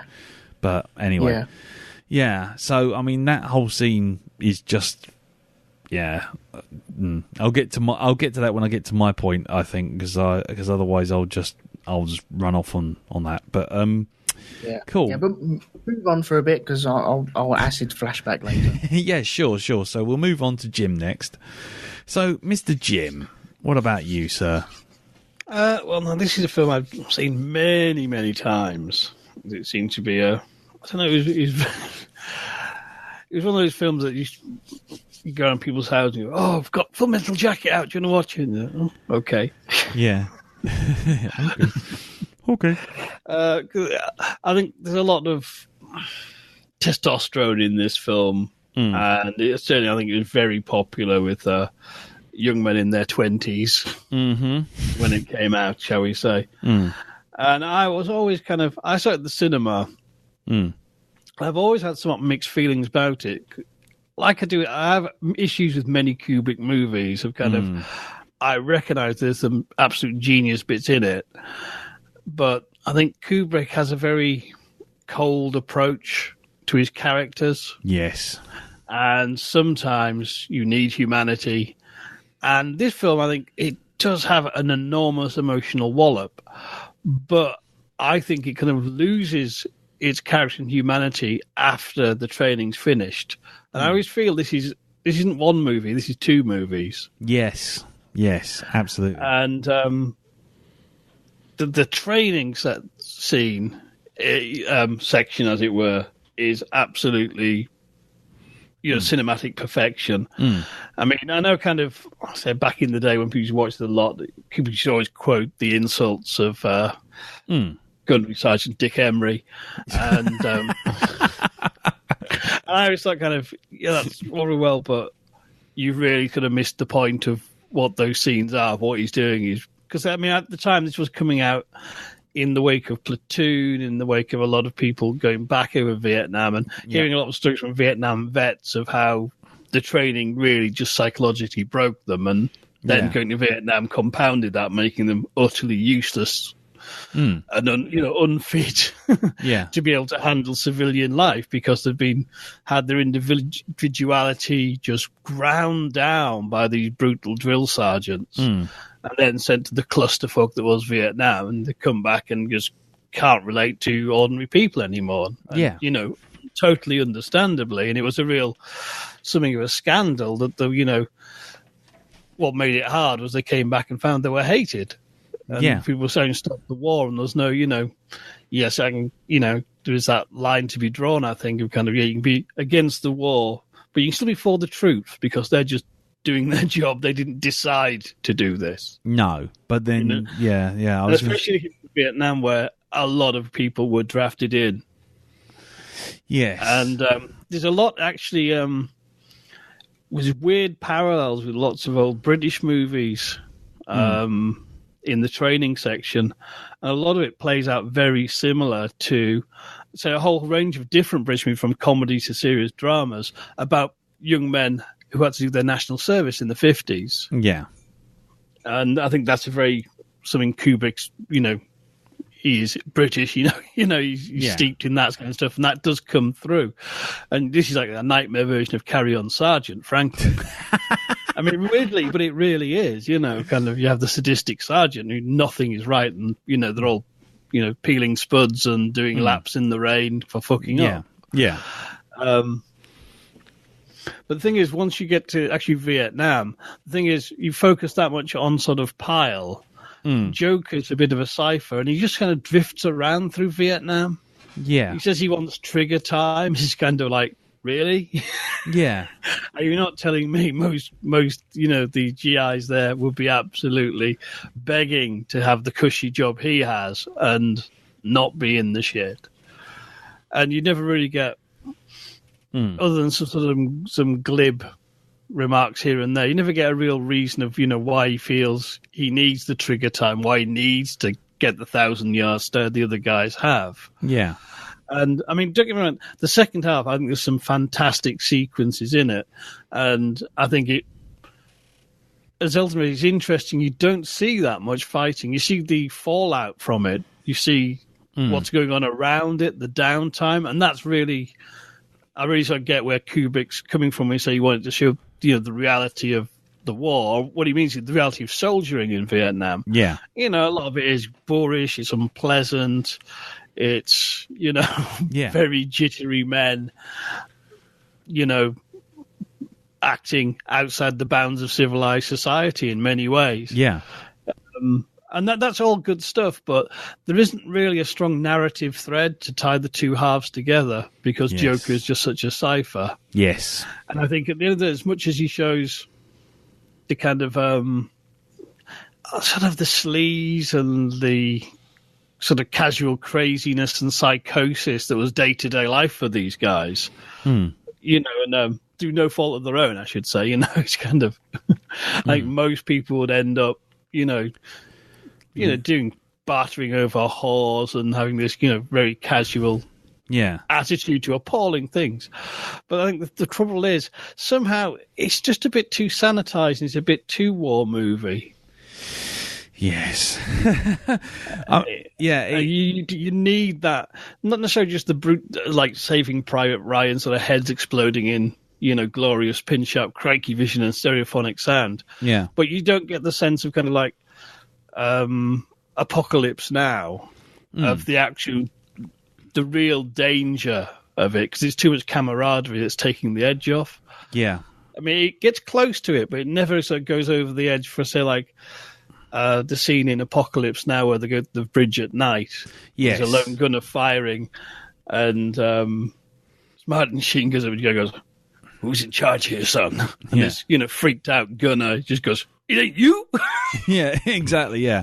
You know, and that you don't get that sense of the spiraling chaos and horror of it all. Yeah. You get close to it, but it sort of gums where it should bite, I think. Yes. Okay. But having said that, I mean, as flawed as a Kubrick film is, it's still a Kubrick film, and there's still wonderful bits of cinema in it. Yeah. And as Kubrick can do, I think this is one of his more accessible ones. Yes. But I do find people tend to remember the first half rather than the second half. Absolutely. Cool. Okie dokie. Well, over to you, Mr. B. What about you? What did you think of it? This is one of my favourite films. Really? Yeah. Okay. Cool.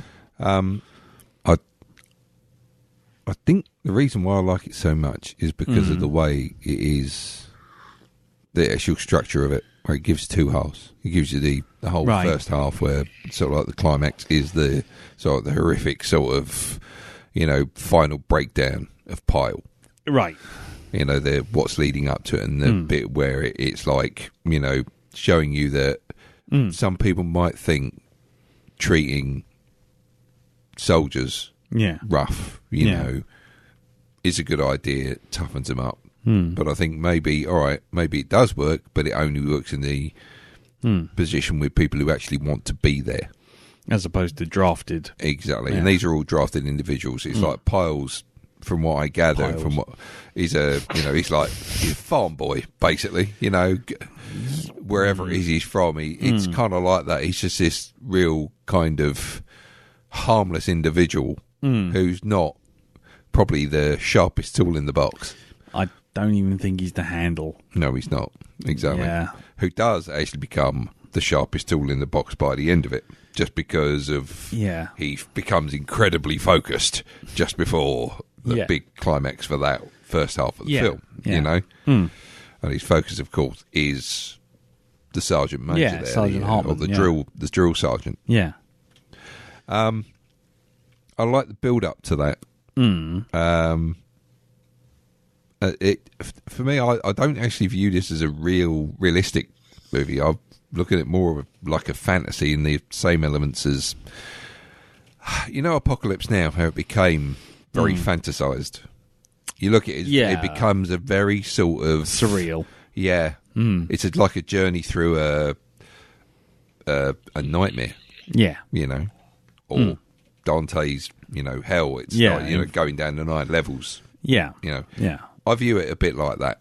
Right. I don't really hold much sway to the fact that it's realistic or whatever. I know Kubrick was trying to show the realities of war, but I don't know. There's something about films from the Vietnam War. They all have this fantastic element to it because it is. Right. It's the madness that came to these individuals that went out there. Right. They didn't. A lot of them didn't want to go, but they were forced into that position. Yeah. And you know, you see it. It's like go to the guy in the helicopter gunner, just shooting, popping off shots at the people in the paddy field. You know, it's that kind of. That's what I say is an era of fantastic about it because of how it did mentally affect a lot of people who went out there. Yeah, it became depersonalized. Yeah, it's that whole thing of not knowing. The enemy is all around you, but and you not know who it is. That, under constant fire. Again, being in a totally unknown terrain, like the jungle. That's going to do something to the person after a while. Yeah, you don't really know. You're on shaky ground at all times. Yeah, it's just, that's it. You just don't know. You're never sure of anything. And it does add that air of the fantastic to it, I think, the way that the individuals develop. Okay. They all take on these really strange personalities. After a while, they've got these really kind of odd quirks to them, you know, and some of them do stuff that in normal society would be like, what the fuck? Yeah. And out there, it's just like, doesn't even bat an eyelid. Yeah. I think it's especially true as well in the climax of the film when they are leaving the area. There's a whole group of them marching along and they're singing the theme tune to the Mickey Mouse Club. That just adds it to me. Yeah, an extra surreal air to the whole thing. It's that, and they're doing the high pitched bits as well. Mickey Mouse, Mickey Mouse. It's just, what the fuck? Yeah, it's a really weird, denouement. But But anyway, go on. I think for me, I think that the film possibly captures the madness of that situation. Of that particular conflict. Okay, not of war in general, but I think of Vietnam. Right. But I mean, going with what Jim was saying, the two halves are sort of supposed to be tied together by Joker. Yeah. And he's the narrative through. But did you feel anything for Joker? I mean, were you invested in his story and his journey? I mean, no, because he took the same route that everyone else took. Because Elton's saying, he realised that after a while, he realised it wasn't actually Pyle. There's a film about Pyle. Yeah, it was Joker, and then Jim saying the narrative being driven by Joker. But do you feel anything for him? I mean, no, because he became he basically the drill sergeant was extremely successful in his methods because they all became like the drill sergeant in the end. They didn't actually think, well, maybe Paul shouldn't be here and this is why he's doing what he does. He's just not skillful. Let's, all right, let's give him some leeway. Ship him out, get him out of here. No, they just took let's toughen him up by being really horrible to him because that'll work.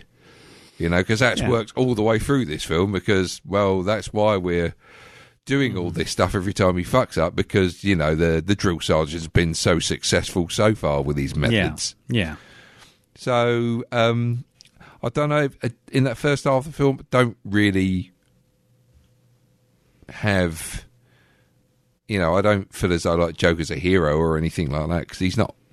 No. It's that taking the easy route to try and fix this problem. And it's just like, no, you're going to make a monster out of this by using those methods. Do you not think it's bad enough that he does what he does?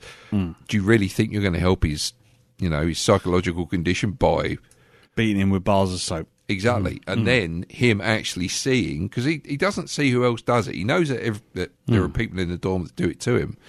But Joker is the only one that he actually refers to by name. The one person he trusted. And he's the one that gives him the worst beating of all.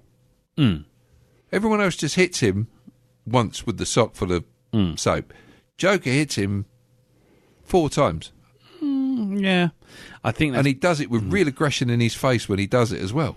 Yeah, because he's the one who's been carrying Pyle. Yeah. That's like your parents turning around and not screaming and shouting at you, just saying, "We're very disappointed in you."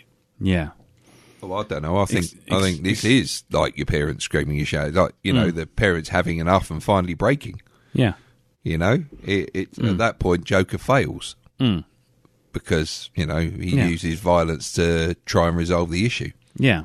When that's not what he's called for here. It's a different tact is like just getting Pyle out of there. Yeah. So, I mean, what about the Vietnam section at the end? The second half of the film, effectively. What do you think of that? Well, I think it does show that you've got to be a certain kind of leader to be able to get the men to do what you want. You've got somebody who isn't an alpha male in charge, right, who gets basically overruled by someone who is an alpha male, which is Adam Baldwin. Adam Baldwin's character. You know, wow, Animal. He wasn't typecast at all. You know, No. Give it a few years later, and it's almost as if that same character is in Firefly, And then on Twitter. yeah, and then on Twitter. So, I think that shows the danger of the wrong person in charge. If you're going to be in charge in a situation like that, you've really got to, you've really got to sort of like mean what you say, and actually anybody pulls out a line, including people like Anna Baldwin, you've got to make an example of them in front of the men. Yeah. So they don't disobey you, because once he goes, everyone else kind of wants to do their own thing. Yeah. That's it. So, in essence, Anna Baldwin's mutinied right there, and Cowboy just goes along with it in the end because he can't be bothered. That's it. Okay. So, but did you like the second half compared to the first half? Till I like the second half. I like it in general, the film. Let's see. Do I like the second half more than the first half? Well, not even. Did you enjoy the second half, or at least appreciate it? Yeah, I appreciate it. Yeah. I still, I do enjoy it. It's just you can see I can see the clusterfuck that was made. I can believe that a lot of that sort of shit went down. Well, it was taken from memoirs, so that's understandable. Cool. So overall, though, thumbs up, thumbs down? Yeah, it's still a thumbs up. I don't know if I enjoyed it as much as I did last time I watched it. But, yeah, it still gets a thumbs up from me. Still gets a thumbs up from you. Yeah. Okay, cool. Right. Well, I mean, for me, I kind of tipped my hand a little bit at the beginning of this conversation, but I have a lot of problems with this film. Firstly, let me get the positives out of the way.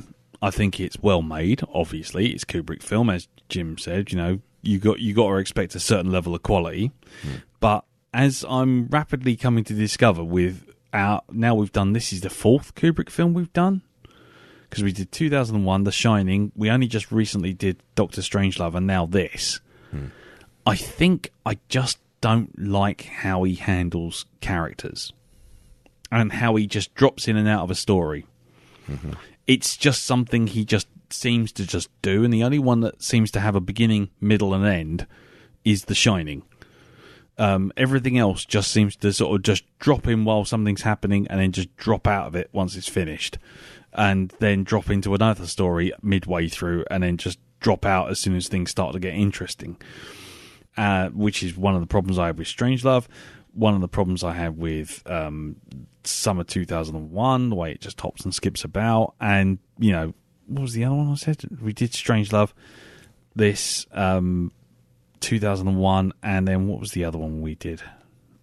Well, I don't know. I mean, sorry, my brain's gone. The Shining. Yeah, The Shining was the one that actually had a beginning, middle, and end. Anyway, the problem I have is that he doesn't seem to get a grasp on making any kind of character even remotely empathetic in any of the films. And the only one that does is because it's been written by someone, who, had a very different story to tell with Stephen King, in terms of, his, son and the wife and all that sort of thing. They all had to have empathy, otherwise the story just didn't work.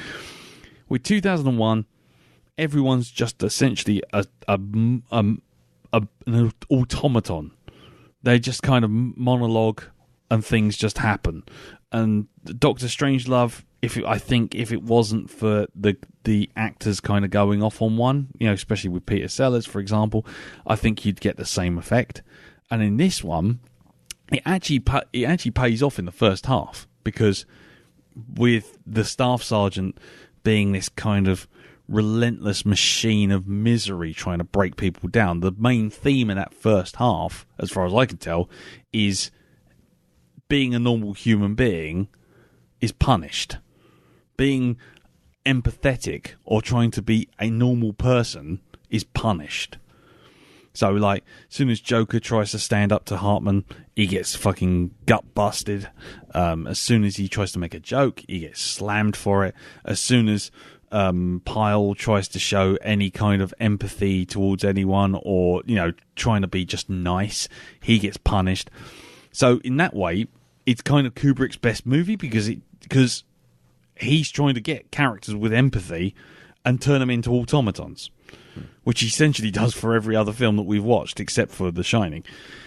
And by the time you get to the bit with Pyle in the toilet, in the shower block, you know, he is the perfect Kubrick character. You know, he's got no empathy, and essentially he's just acting on you know, instruction. Whether or not that instruction is coming directly from, like, the staff sergeant or something in his head, the rule book, which he's now constantly revising and constantly spouting, but he's being controlled, and he's just being, and it's all about sort of, you know, emotionless control.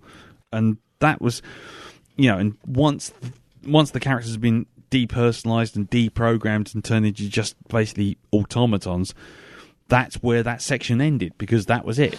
And then as soon as you get a character with any kind of empathy in the second half, in the case of Cowboy or the sergeant that Cowboy takes over from, or anything like that, you know, the guys in a newspaper, they're essentially, the guys in the newspaper are shown as weak, lackluster people that Joker wants to get away from. And, you know, he doesn't want to be a part of anything that's even remotely kind of, you know, understandable and human. And in the terms of, like, you know, the staff sergeant who gets shot, and, you know, Cowboy, as soon as they show any kind of emotion and any kind of empathy and try not to be, as you say, an alpha male, they're immediately punished for it. They're blown up, they're shot, they're got rid of. As soon as someone goes out to try and save the guy who's been shot down in the middle of the bloody street, he gets punished as well. Bang, you're dead. Yeah.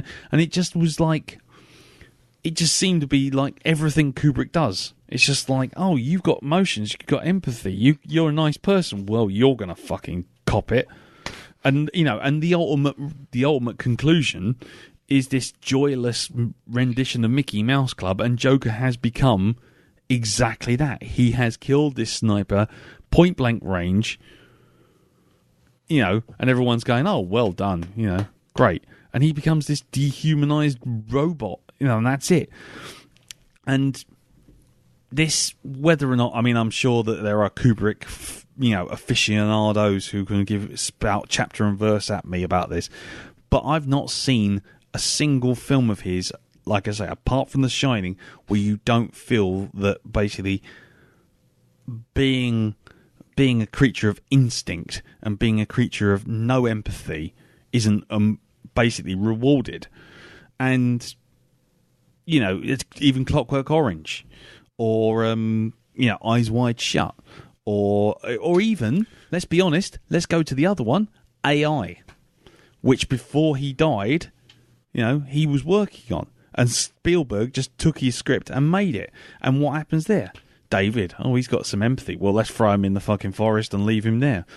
You know, oh, let's bury him in some ice. Oh, no, that's not quite enough. Okay, let's dehumanize him some more. Okay, well, let's just leave him with a robot, give him 5 minutes of joy and kill him off. It's just to go back on your point about Clockwork Orange, of course, that was written by somebody else, and it does follow the book very closely. Yeah, but and it has the same point in the end, which is you can only be good if you want to be good. Yeah. But that's something that doesn't resonate with me. It doesn't. None of that. Kubrick's kind of general directorial thing just doesn't work with me now. I've come to the conclusion that, you know, I admire it. I sit there and go, what you're doing is well made. What you're doing is audacious. What you're doing is, meticulously done. But every single person in every single one of his films, with the exception of The Shining, I just think, fuck this. I've got nothing to grasp onto. I've got no emotion whatsoever. And in terms of this film, basically after the training ends with Pyle, that's where the film, as far as I'm concerned, pretty much ends. Because that's essentially the strongest part of the whole film. It's like you're invested in what all these characters are going through. And then after that, you're just thrown at a bunch of randoms with Joker in the middle, just standing there trying to do his John Wayne. And that's his thing. He does John Wayne impressions of people randomly until he ends up having to kill someone. And once he's done that, hooray, he succeeded. Let's all sing the Mickey Mouse Club, roll credits. I mean... But I don't feel you get movies like this anymore, though. That's the thing, because that's fine. You hit 45 minutes of the training session, and then it is just a massive leap to Vietnam, and it's that shock of changing the subject matter from training for it to actually doing it, that because the training's over, it's not important anymore. You couldn't take that any further. You couldn't nicely bleed it into getting shipped over. No, maybe not. I quite like that kind of shock. And I'm not disputing that. And like I say, I'm probably having people from a distance shouting at me right now, going, "No, God damn it, Kubrick's a genius and must be admired," and that's fine. We can hear them. Yes, we can hear them. We know they're there. But the thing is, I'm saying it's not that I want it to transition nicely. It's just if you are following a character, it's what Jim said. If Joker was a character that was actually engaging in any way, shape, or form, when he turns up in Vietnam, you could at least follow him. But what does he do in Vietnam? He just sits there all the time doing fuck all and being generally a bit snarky and a bit cynical about the whole thing. And then he gets pulled up by a sergeant for wearing a peace badge and wearing Born to Kill on his helmet because, it's the duality of man. Wow, deep. And then it's like, and then what happens? Nothing. He goes off, he kills someone, and the duality of man theme, which is kind of supposedly in the subtext, that vanishes. It's not the duality of man. He's killed someone. He's happy. He's part of a group now. Ta-da! The end. And it's like, I don't care about that. That really does nothing for me. And that's why I asked about the war movies, because that's a thing with, sort of old war movies and films like this. If you don't empathize with the people on the ground that you're following, then you don't have any investment in the stakes.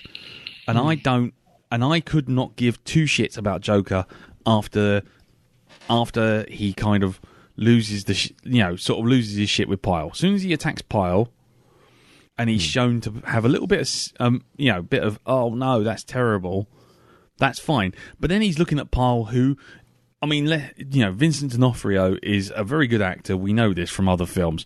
Yep. But man alive, the face he's pulling from the moment after that soap attack, you are literally sitting there going, he's changed. He has clearly changed. He is utterly changed. He couldn't be any more changed if he drew a swastika in his head and was shouting, "Kill, kill, kill, kill," repeatedly. It's so bloody obvious. And you're like, and no one's picked this up.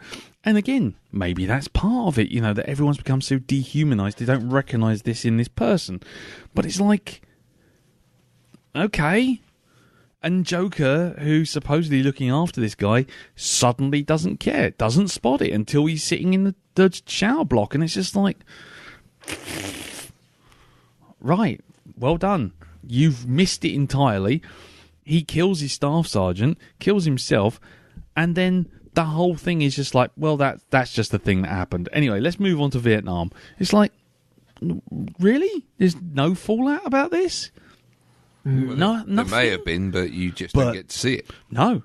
And he never references it. He never mentions it. Nothing ever happens from it. And it just goes on. But, people just go, and it does the Kubrick thing. It's just like, as soon as something starts to get interesting, as soon as you start to go, okay, here's the story, end. Let's move on to something else. It's like Doctor Strangelove. It ends with, apparently the end of the world and how they're going to solve this by going in a bunker. And just as it's starting to actually get interesting, we have one gag with Peter Sellers and it goes, end. It's like, oh, right. So just as it was actually starting to happen, film stops. Clockwork Orange, same thing. Soon as he gets his rages and cravings back and learns to love Ludwig van again, film ends. It just every time, and I think it's just my problem with Kubrick. You can chalk it up, fans of Kubrick, you can chalk it up to that, but to me, that's just an impersonal film. It's an impersonal film with unempathetic characters, and it's showing you a slice of life that I couldn't care less about. In fact, and don't show me a big Vietnam War scene with a bunch of randos that I basically get to know. All I know about them is they're racists, they're deprogrammed like Joker, and then the only time they're ever seen to be rewarded is when they go and kill people. And it's like, well, I'm sure that's got a lot to say about something, but all it says to me is anyone with any empathy basically is punished. And so if that's the main theme, well, job done. But what you've done is you've removed all the emotion from the film and expected me to have an emotional engagement with it. Sorry, don't work. Not for me. I just sat there going, This. You might as well just add a bunch of mannequins on sticks just going around being shot at. Oh, like who are you? Oh, I'm mannequin from Topshop number 475. I've got a blue helmet on. Oh, I'm mannequin from Topshop number 321, but I've got a big gun. Okay, all right. So, and like I say, that's me. I don't know if, obviously I'm not sharing the opinion of the collective, and I understand that. But maybe, and like I say, Kubrick's films are clearly not for me. But this is all the sort of stuff that get levelled at people like Christopher Nolan. Oh, he doesn't do emotion right, and it's used as a stick to beat him with. And yet this apparently doesn't seem to have the same problem. Kubrick gets scot-free, and partly, I think, Full Metal Jacket is a barrel load of cliches that it created, but also that it's feeding off of as well. And I'm not into war films in that respect. Yeah. And I had that problem with Apocalypse Now as well. You sit there after a while just going, okay, another get to the chopper moment. Another, oh my God, it's all gone crazy. We're all, if you want to do that sort of thing, watch MASH, watch Catch-22.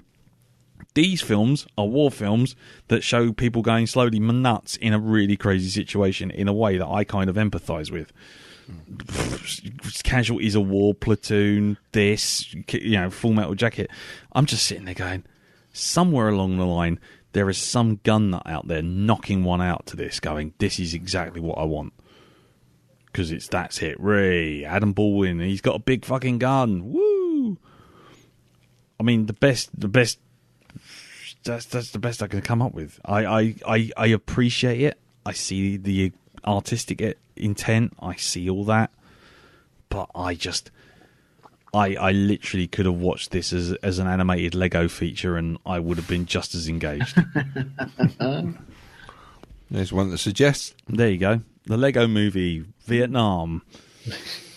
Anyway, right. Anyone got anything else to say? Because I think I've kind of run out. Because I think all I'm going to do otherwise is just sit there and beat it to the ground for the same reasons over and over again. Has anyone else got any additional points to make? Well, I don't know if it's additional. What you were saying about it looks beautiful, or were you saying that sort of thing? Yeah. It's well made. It's well crafted. Looked. Yeah. Because there was a scene where you got the whole military walking down one side of a river, and you got civilians walking down another side of the river. He's clearly trying to say something with that shot, but also the military hardware that's rolling by them as well. There's something very real about the situation that he puts everyone in this as well. When they kill the sniper, and I think if you made a movie nowadays, everyone would just join up in the room around the sniper and go, well, we've won. But you still have that bloke going around clearing the room, and that's kind of nice to see. You know, there's still possible danger there that they're clearing around, and yet I don't think you really would find that in now a movie made nowadays. That would disappear, I think. I mean, you know, I mean, the thing I would say is look at something like Dunkirk. I mean, it's not the most perfect of war movies by any means. I mean, you know, we still laugh at Tom Hardy and his endlessly flying paper aeroplane, but but I would also say, you know, you can make, you know, big budget, big scale war films and keep them looking as close to genuine and feeling real as you like. But I don't know. You know, again, I appreciate the attention to detail and things like, you know, clearing the room, keeping an eye out, even though the sniper's been taken down. All of these things are interesting details, but that's the thing. They're interesting details. There's no emotional core to the story. I mean, you've been doing a podcast about the Band of Brothers. Yeah, you've done that. Why is Band of Brothers regarded so well, do you think? Well, it's the whole journey of a whole group of guys that start off in camp and work their way across Europe, really. Exactly. But that's it. That is it in a nutshell. You start off with a group of characters, you watch them train, you watch them grow, you get losses, you see them moving across this campaign and the toll it takes over time. Mm-hmm.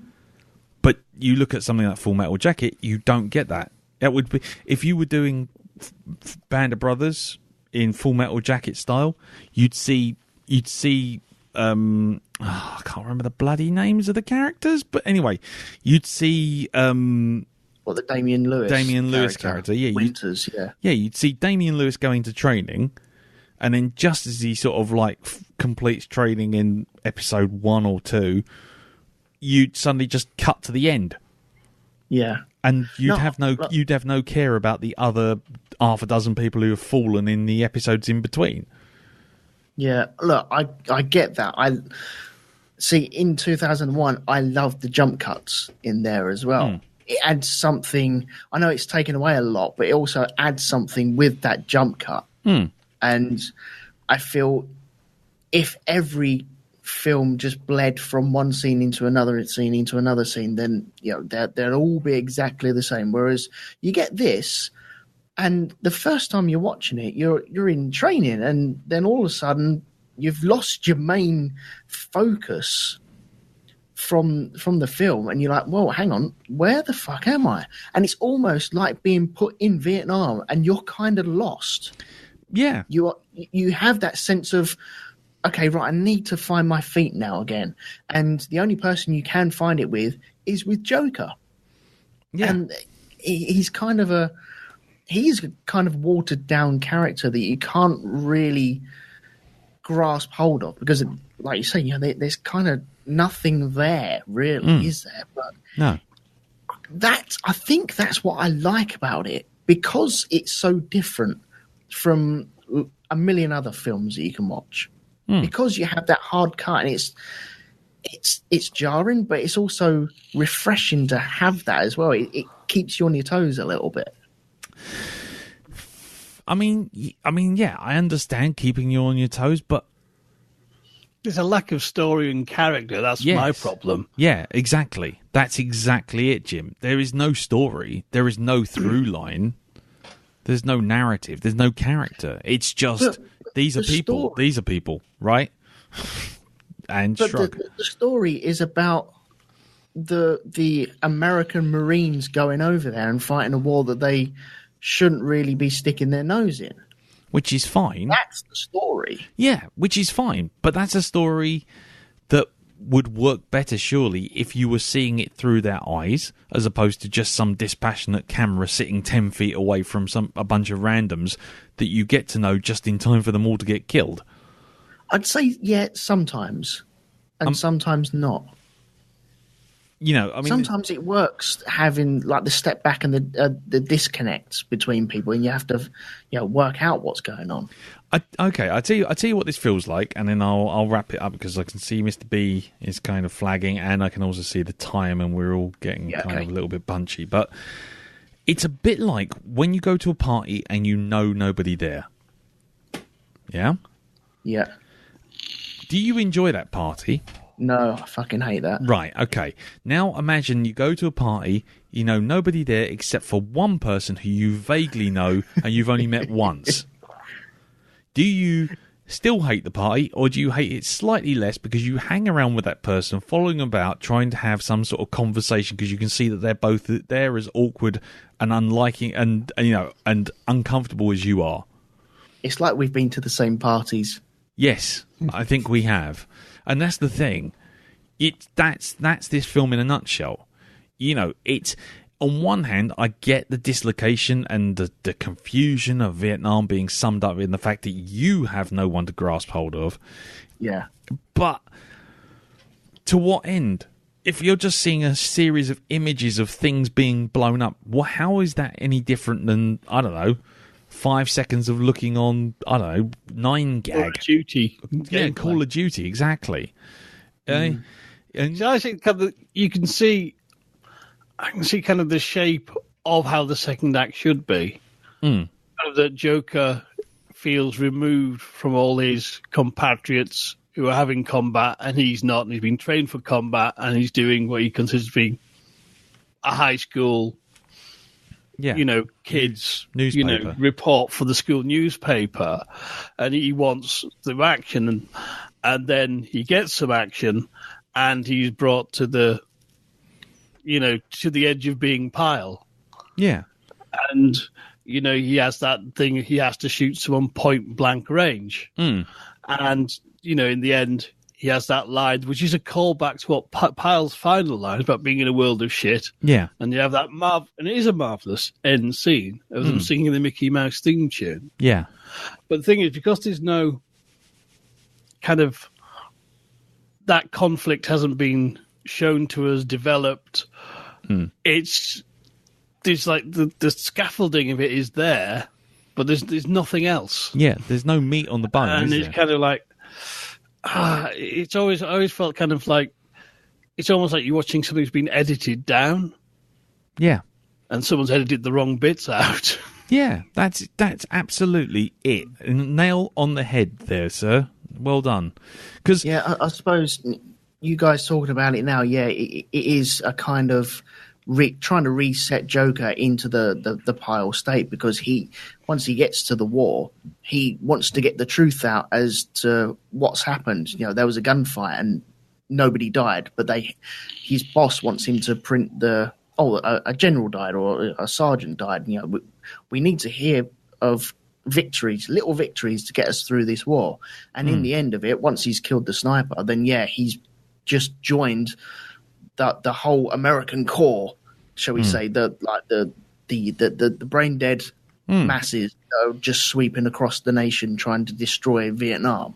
Yeah, but that's the thing. It's, as Jim says, there's a structure there, but it's just it hasn't got anything to hang. It's just there's nothing hanging off it. And so that end couple of scenes where he has to, Adam Bourne throws down saying, well, you and the shooter, you do it. That should be as powerful as the confrontation with Pyle at the end of Act 1, but it isn't.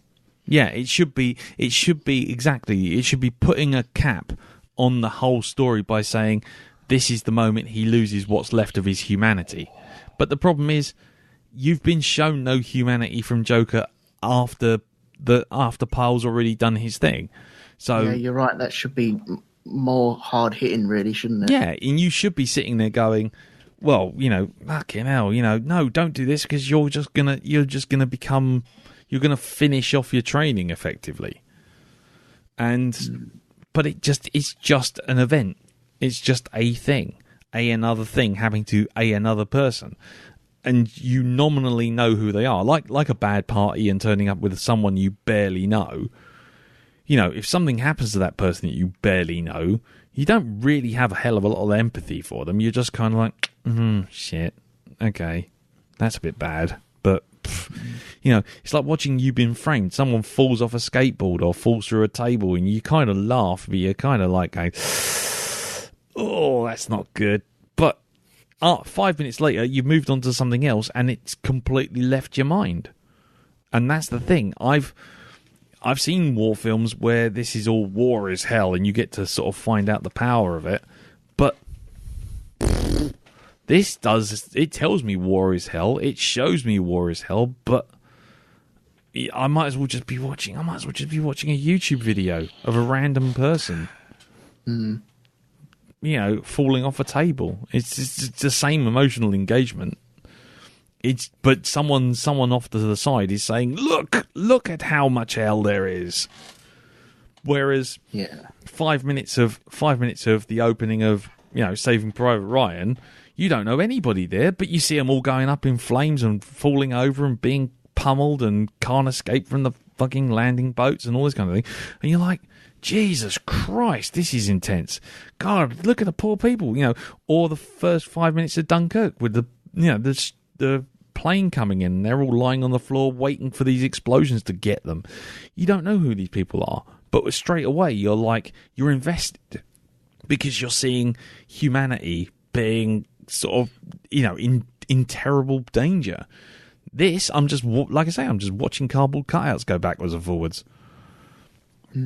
I can't do any more. I just keep shrugging. That's a Kubrick thing. It's just he's interested in situations and reality and keeping things super accurate.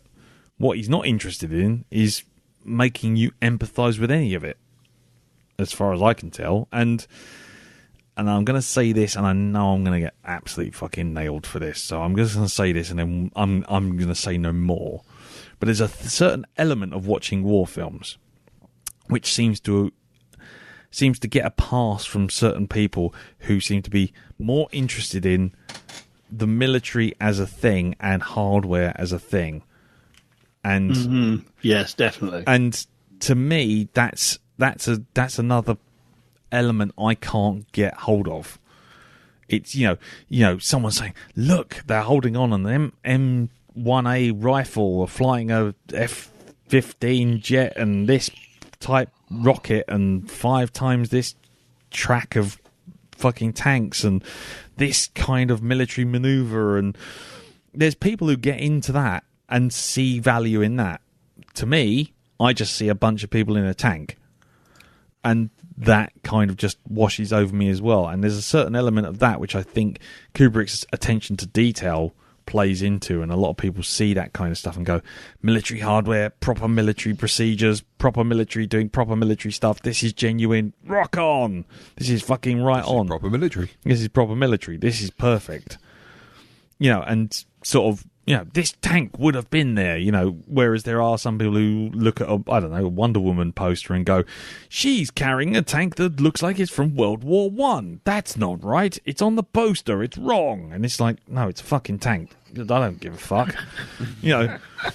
It's a tank. It's got tracks and a big gun. She's holding it upside down. There's the image. But no. I think we can all get that, though, can't we? Yeah, I know. We all get that for our own things, and that's what I'm saying. Yeah. But for me, a war film is not something I engage with. So when that's gone, all I've got is the story and the narrative with the characters. Once I've got past the hardware wank and the fucking look how accurate this building has been detonated in because it's been made with real concrete made from same stone as Vietnam back in the 60s, it's like, yeah, well, that's lovely, but where's the fucking story? It's what I come back to with a lot of things, people going, yay, look how accurate this is. Look how much this does this thing really well. It's like, yeah, great, but where's the story? There is a story. These people go to war and they die. And, yeah. And who? Who are they? Why do I care? And that's my problem. That's the problem I have with this film and Kubrick stuff in general. Cool. Sorry.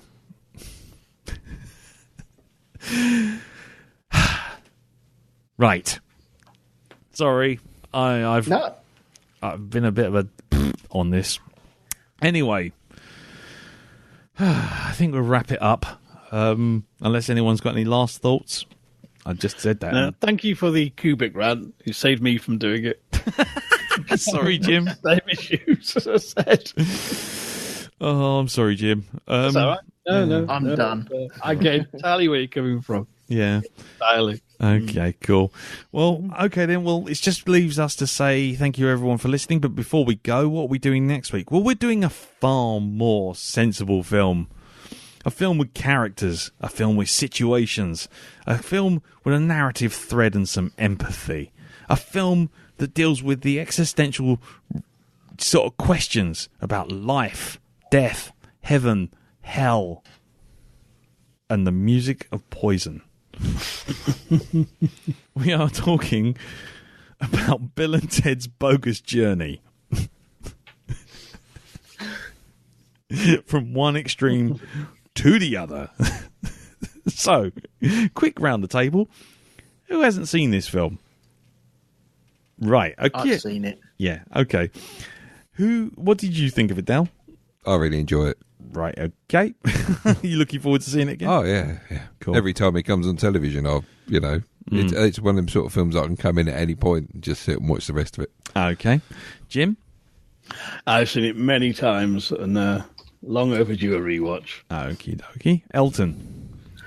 I watched this film to death when it came out on VHS. I absolutely destroyed my copy of that. So I'm worried that my rose-tinted specs coming off will harm me this time round.